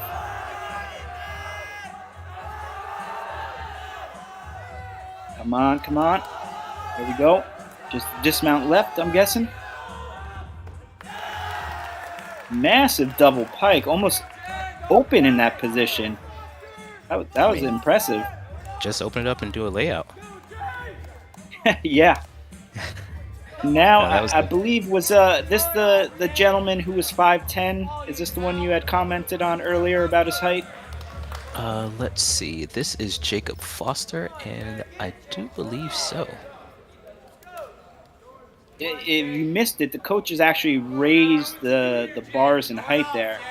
And obviously, the taller you are, the less clearance you have to do underbar work. Whereas it's an advantage on pommels. Being tall for parallel bars, although it looks aesthetically pleasing, can be a little bit of a disadvantage. Doesn't Actually, that necessarily was mean it is, but Richie. That is Zach Connolly. That was 10. That was 5'10". This is Jacob Foster. Jacob Foster is 6'2". jeez. That's on the upper echelons of height for a gymnast. Richie, that's an entire foot taller than I am. It's nearly a foot taller than me. Really nice lines. Really aggressive Swinging swing. great. The underbar was super solid.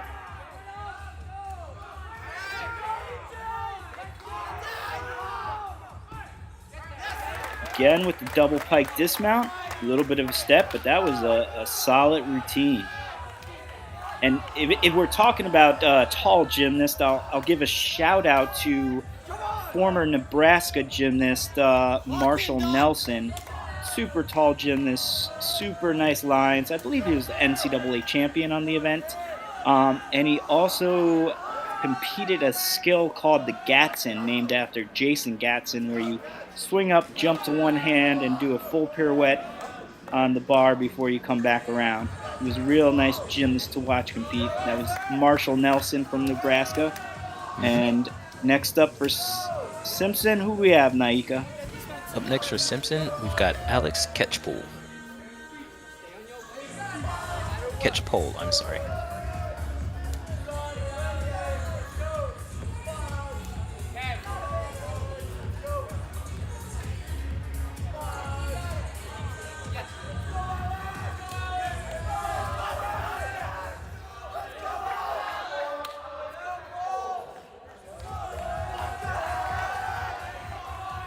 Gets the judges go ahead, and we're about to be off.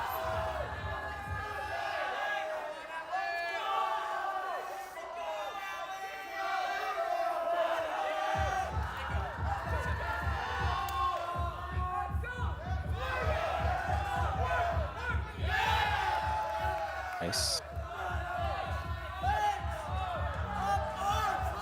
Toss from upper arms. I forget what that skill is called. Giant to handstand, another giant.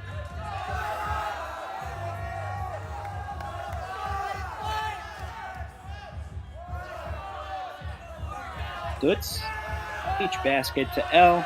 And right now he's trying to get his final breaths in to get some gas in the tank for the dismount.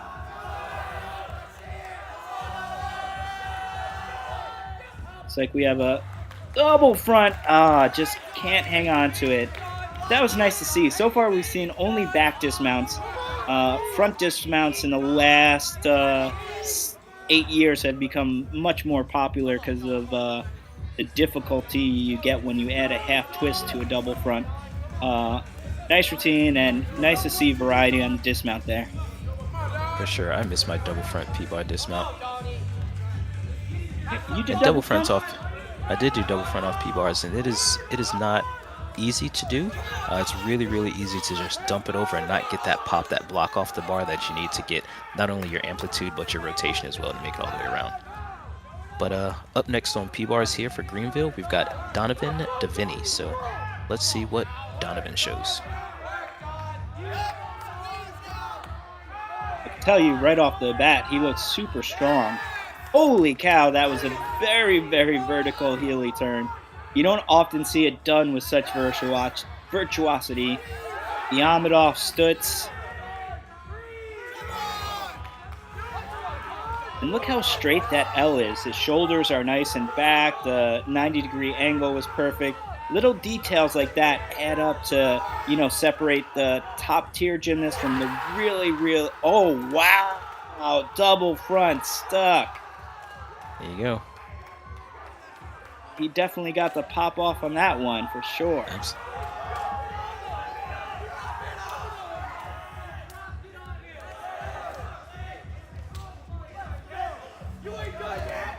Have you seen Nyika recently? Somebody just for the first time did a triple back off P-bars, but from like a giant rather Off than the end of from the support. bars.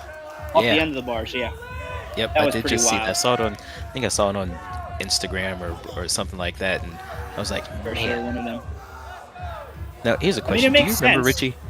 Do you remember way back in the day when we would have been competing for would have been competing levels, like when we were and we used to have to do the flyaway dismount off of P bars off the end? I do not maybe.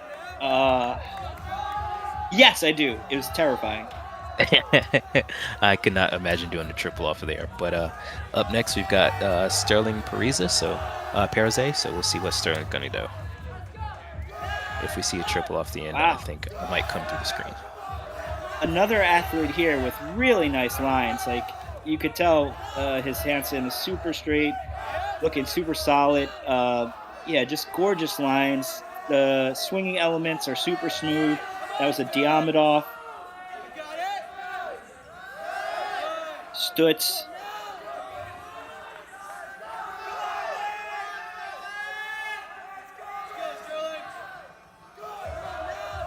Peach basket to L.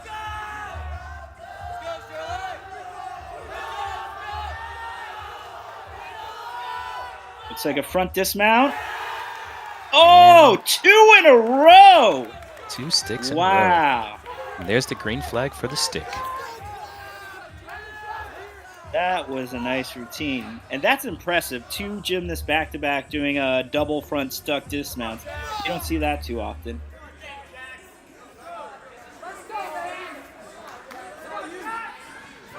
You know, I love my double front, but it was very rare that I stuck it. Very, very rare. Yeah, it's a tricky dismount to get. You know, there's a lot of things to navigate on it. Like if you dump it forward, you're dealing with vertical and also forward and back momentum.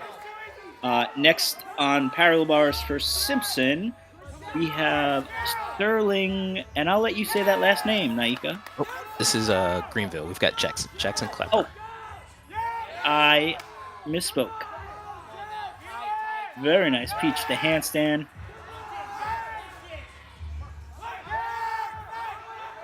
Oh, come on, save it. That was a nice save there.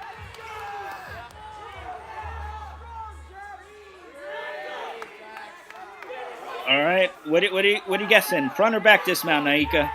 I'm guessing backwards. Let's see what we got. Yep, looks like it. And double pike. Oh, almost nails it. Small hop, but great routine. Just that one little hand placement struggle earlier in the routine, but all together, very solid. All right, and normally we have 5 athletes up per team. Like I mentioned at the beginning, on P-bars and high bar, we're going to see 6 athletes from Simpson. This is going to be Milo Staley. He's going to be going up 6th. This is to complete his all-around score, but his score will not be counting for the team score. So Milo Staley up on P-bars now for Simpson to complete his all-around score.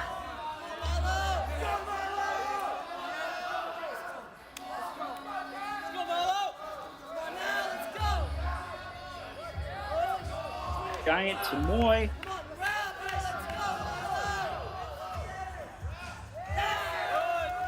Diamidov.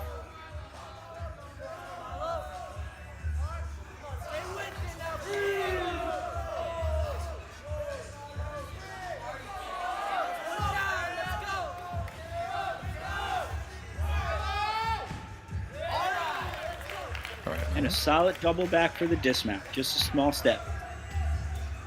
And if anybody were to ask, hey, why is this athlete, doing, an all around? So what the athletes are trying to do is qualify for the NCAA National Championships. If an athlete is going to compete for all around, that is what Milo is working on right now. So where he may not be in the event lineup, coaches, teams are allowed to put that athlete up in order to complete their all-around score. So the more all-around scores you have, obviously the higher all-around you have, but the more all-around scores you have, the more you have to pull from for your average to attempt to qualify as an all-arounder for NCAA championships. So that's what Milo's doing today. Hopefully his all-around score today is higher than some of the ones that he has, and he gets a little bit of a boost in his all-around national qualifying score, or national qualifying average.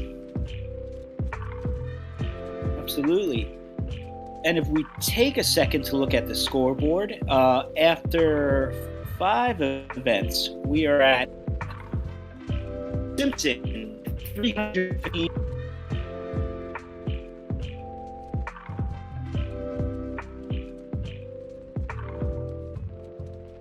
To come back on high bar and take the win, or what are you thinking?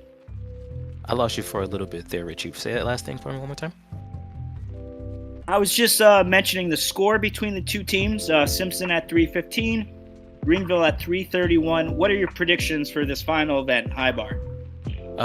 High bar predictions. I'd love to see a couple of things. One, I like to see a high-flying high bar rotation, but at the same time, I'd love to see a clean high bar rotation.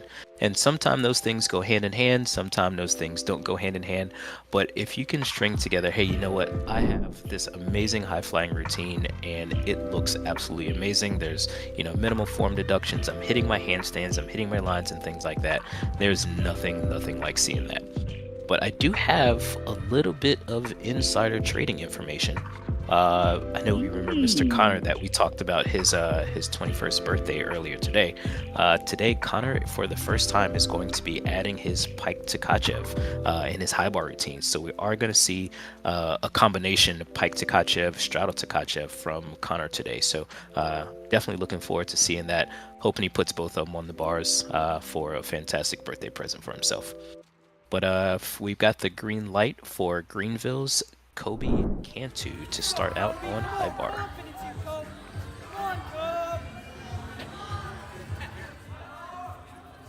Yeah, high bar is always, it's another nerve-wracking event. Similar to Pommel, if you kind of, do a release move and you're too far away, there's really no recourse to save it. So high bar can be very, very daunting. Let's see how Kobe does.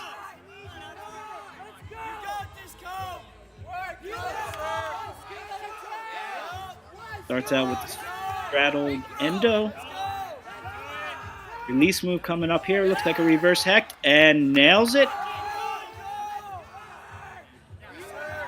Pike stalled her. Straddle stalled her. And dismount coming up.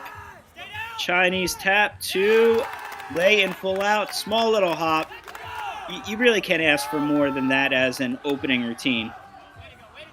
Yeah, anytime you start out that event, especially if it's high bar, you want that first routine to be solid. You want that first routine to be a hit routine, really important, no falls. That's what you want to see. Hey, clean. All right, guys, let's just build up from here. Yeah, and ideally each athlete is going to build on the previous athlete and, get score-wise build on it, but confidence-wise build on it. So it's great when that first guy up nails his routine. You're already feeling more confident. All right, next up we have for Simpson, Connor Jenkins. That's it. Let's see what you got, Connor. Put them both on the bar.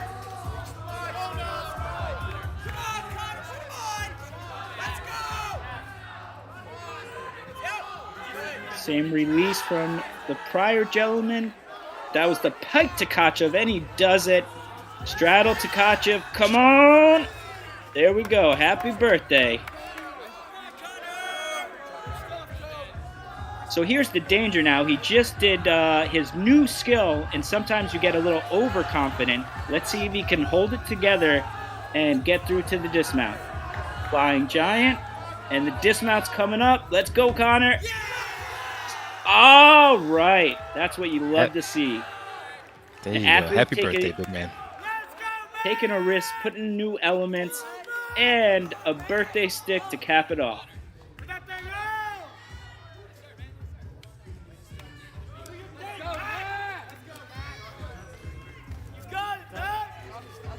That was a fantastic start. That's what you call a high bar routine fit for a king. That's right. You should say, hey, you And know what? It's my birthday. I'm going to Disney World. he should plan more birthdays to coincide with meets. Next up on Greenville, on high bar, Greenville, we have Mac Pollock.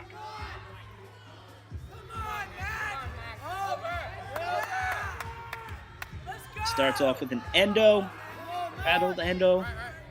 Oh, and has a little trouble. I don't know what's going on, if he hurt himself or this. I'm not sure what's going on here. Any thoughts, Nyika? No, I'm hoping everything's okay though. We'll kind of see how things progress. We've always got medical staff on hand. Medical staff are, on hand, ready to react, ready to respond, ready to offer any assistance that they need. But the great thing is, he was walking off on his own accord, So yeah, it looked like he had a little bit of a hiccup doing the in-bar element where he's bringing his feet in through the bar and he got caught there. But then when he got off the bar, it seemed he had some either grip malfunction or some issue with his hand. So let's hope there's no serious injuries going on here.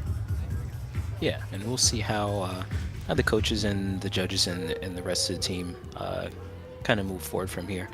We might be going ahead with the lineup. If there was something that was an equipment malfunction, like a grip break or something like that, then the athlete does have, could possibly have the option to do that routine again at the end of the rotation if there wasn't anything that was medically wrong or medically going on. But it does look like we're going to head over to Sammy Shafransky right now. Yeah, just a bit of technical information. The athlete has 30 seconds to remount if they fall off, and that 30 seconds starts from when they get back on their feet. So there have been times where people miss releases and just stay down and wait to see what their coaches want them to do before they get up to their feet and activate that 30 seconds to get back on the apparatus.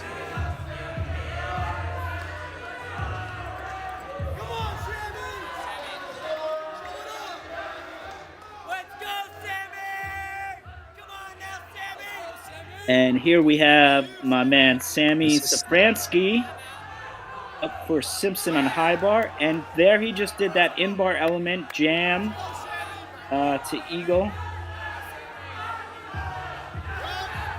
And that is a half Takamoto, named after a Japanese gymnast. Woo! Sammy is swinging fast, and he's making it happen. Let's see what this dismount.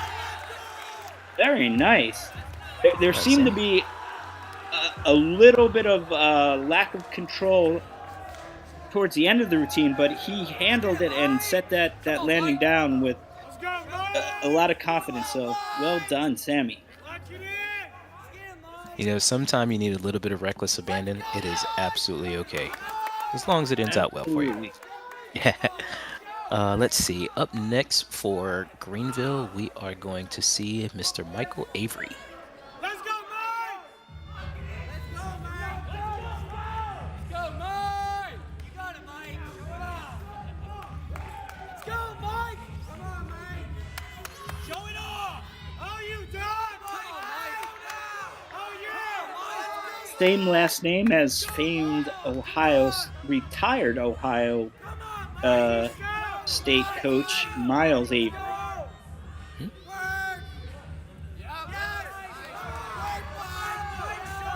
Not only Ohio State coach, and Olympic coach Miles Avery.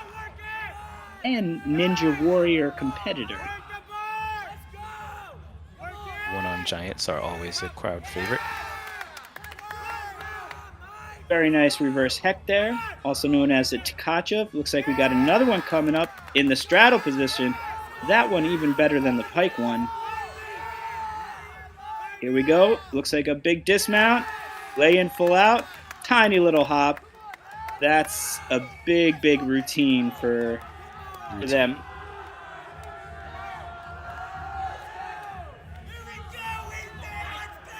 All right, up next on high bar for Simpson is again Ethan's second event. This is going to be Ethan Cypus on high bar.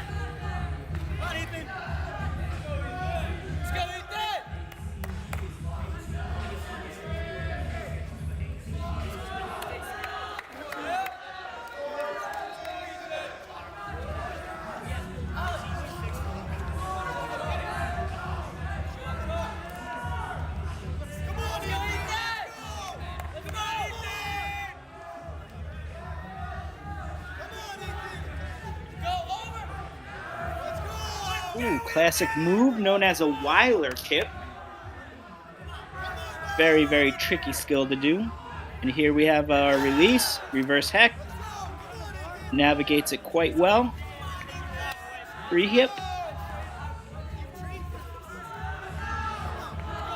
Another one of those flying giants.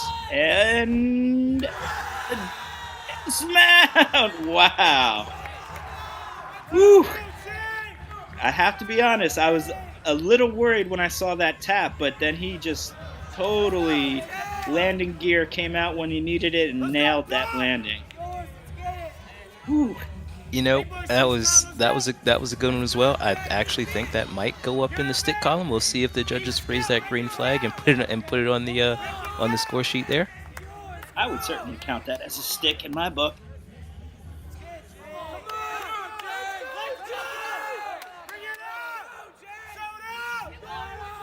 Well done there, Ethan. And next we have Mr. Jacob Foster. All right, let's go Panthers. Come on.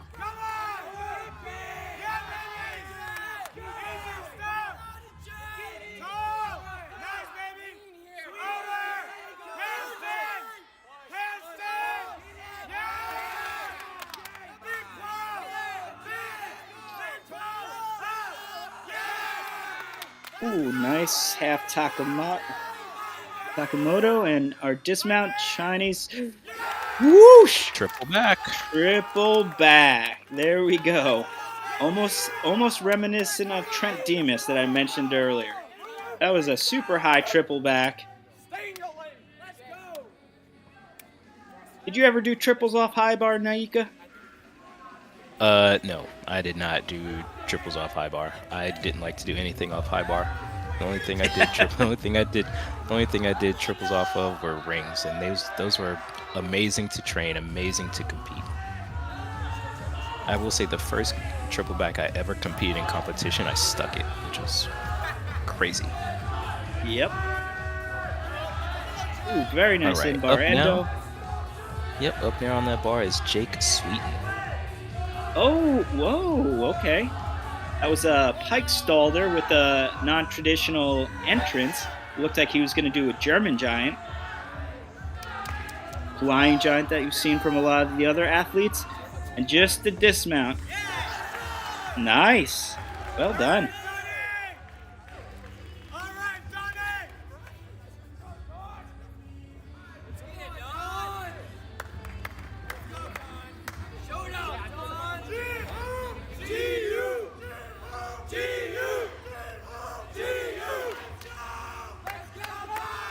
All right, up next for Greenville, we are going to have Donovan DeVinny.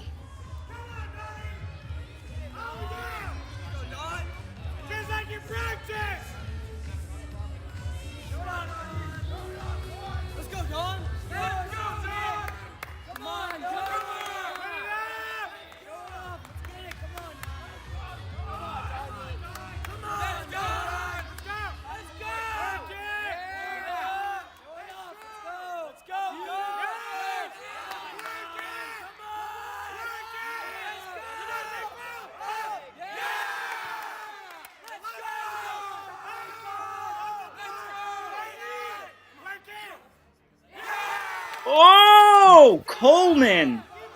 Big Coleman. Very, very nice. First time we're seeing a double flipping release. That one goes over the bar, and he adds a full twist on it. Dismount, solid, lay in full out, sticks it. Couldn't be happier with himself. That was a great end to that high bar. That was so good. Very nice to see.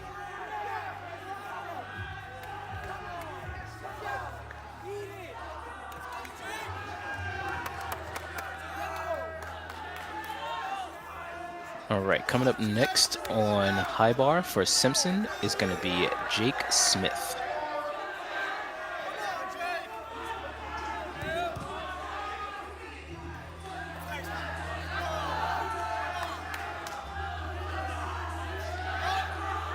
One-arm giant. Release move coming up. Looks like a reverse hacked. And it's fingertips laid out. That's what you want to see. Straddled. Again, super amplified on that release and fingertips. This is an exciting routine so far. Jam. Eagle giant. Now all he has to do is set down the landing. Whoosh. Got it. That was a tiny little step on the landing, but that was one heck of a dismount. Lay in full out, super high, super amplified.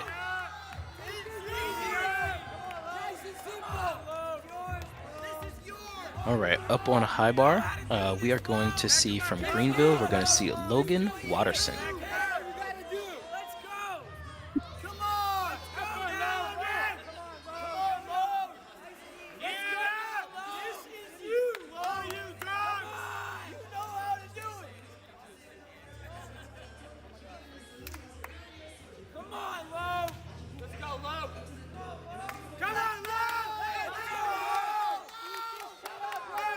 And Logan is going to be finishing up for Greenville right now.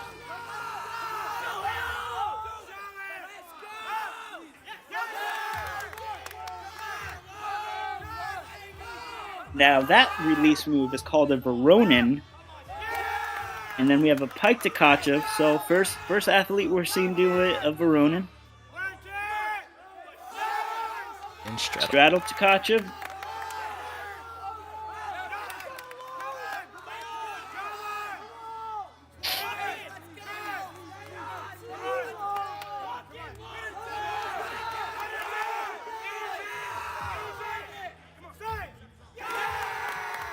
And lay in full out for the dismount. Small hop, but a solid routine.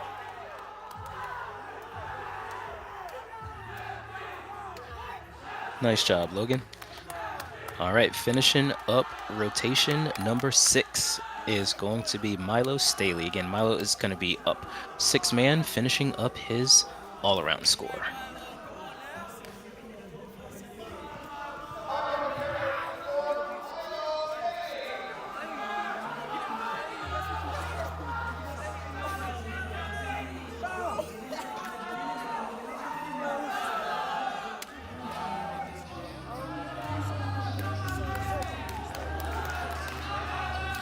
Nice straddle endo.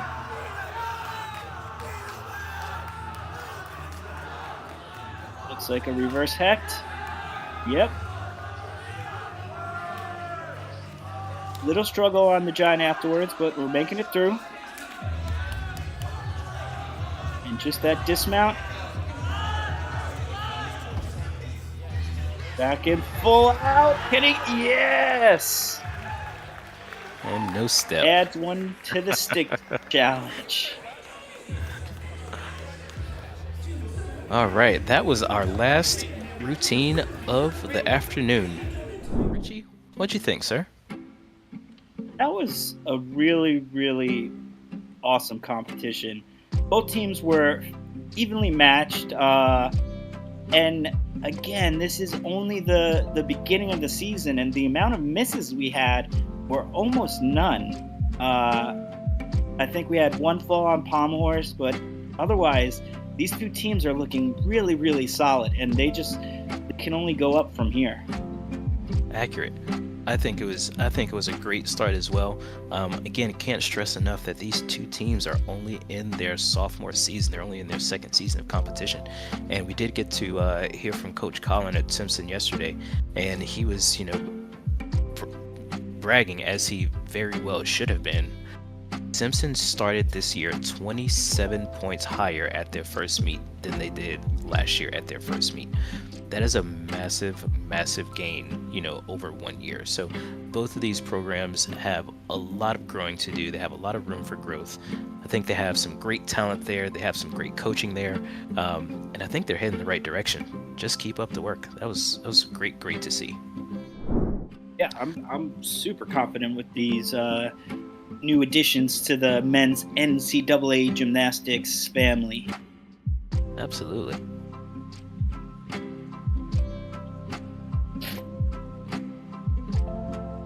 Yes, Nyika, I will give you the honors to announce the event winners. You got it. We are starting out with floor, and in third place from Greenville is Jackson Clapper with a total of 13.25. In second place from Greenville, Michael Avery with a 13.6. And the floor champion from Greenville also with a 13.9, Zach Connolly. Head over to Ors. Take it over, Richie. In third place, we have Sterling Pariza from Simpson. In second, Landon Bennis from Greenville. And taking the top spot, Jacob Foster from Greenville. And headed over to rings. In third place with 12.9, Mr. Jake Smith from Simpson. In second place from Greenville, 13.050, Sergey Popov. And the ring champion, also from Simpson, with a 13.2, Brian Rollison. On vault, taking the third place spot, Michael Avery from Greenville with a 14.2. Oh, sorry. 14.2. He is tied with Michelangelo from Simpson with a 14.2. Moving to the second spot, the silver medal, we have Logan Watterson from Greenville with a 14.3. And squeezing out that top spot, the gold medal, Bo Bice from Greenville with a 14.45.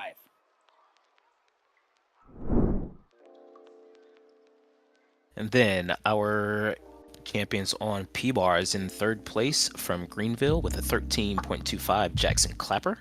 In second place from Simpson with a 13.3, Sterling Pariza. And in first place from Greenville with a 13.5, Donovan Deviney.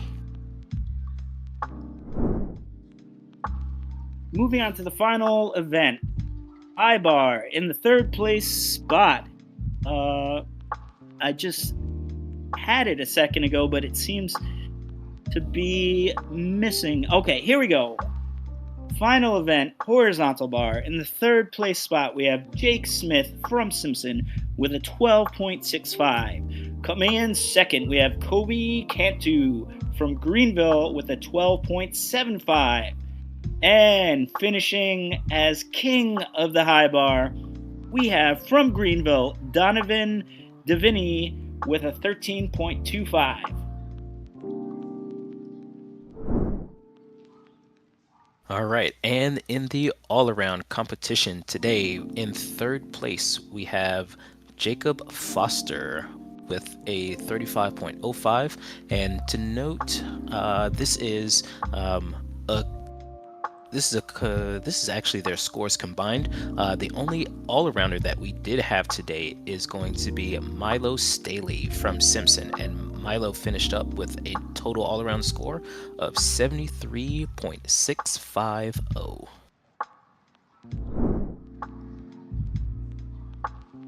All right, and now in a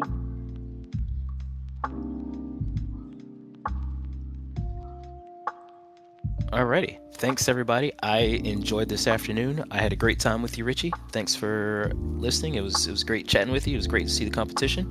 Richie, any final thoughts before we head out of here for today? No, I just want to thank everybody for tuning in. I want to thank my co-host and other Temple alumni, Nyika, for being just a solid co-host and making it a fun day. Sure. Enjoy your afternoon, everybody. Take care. Happy gymnastics.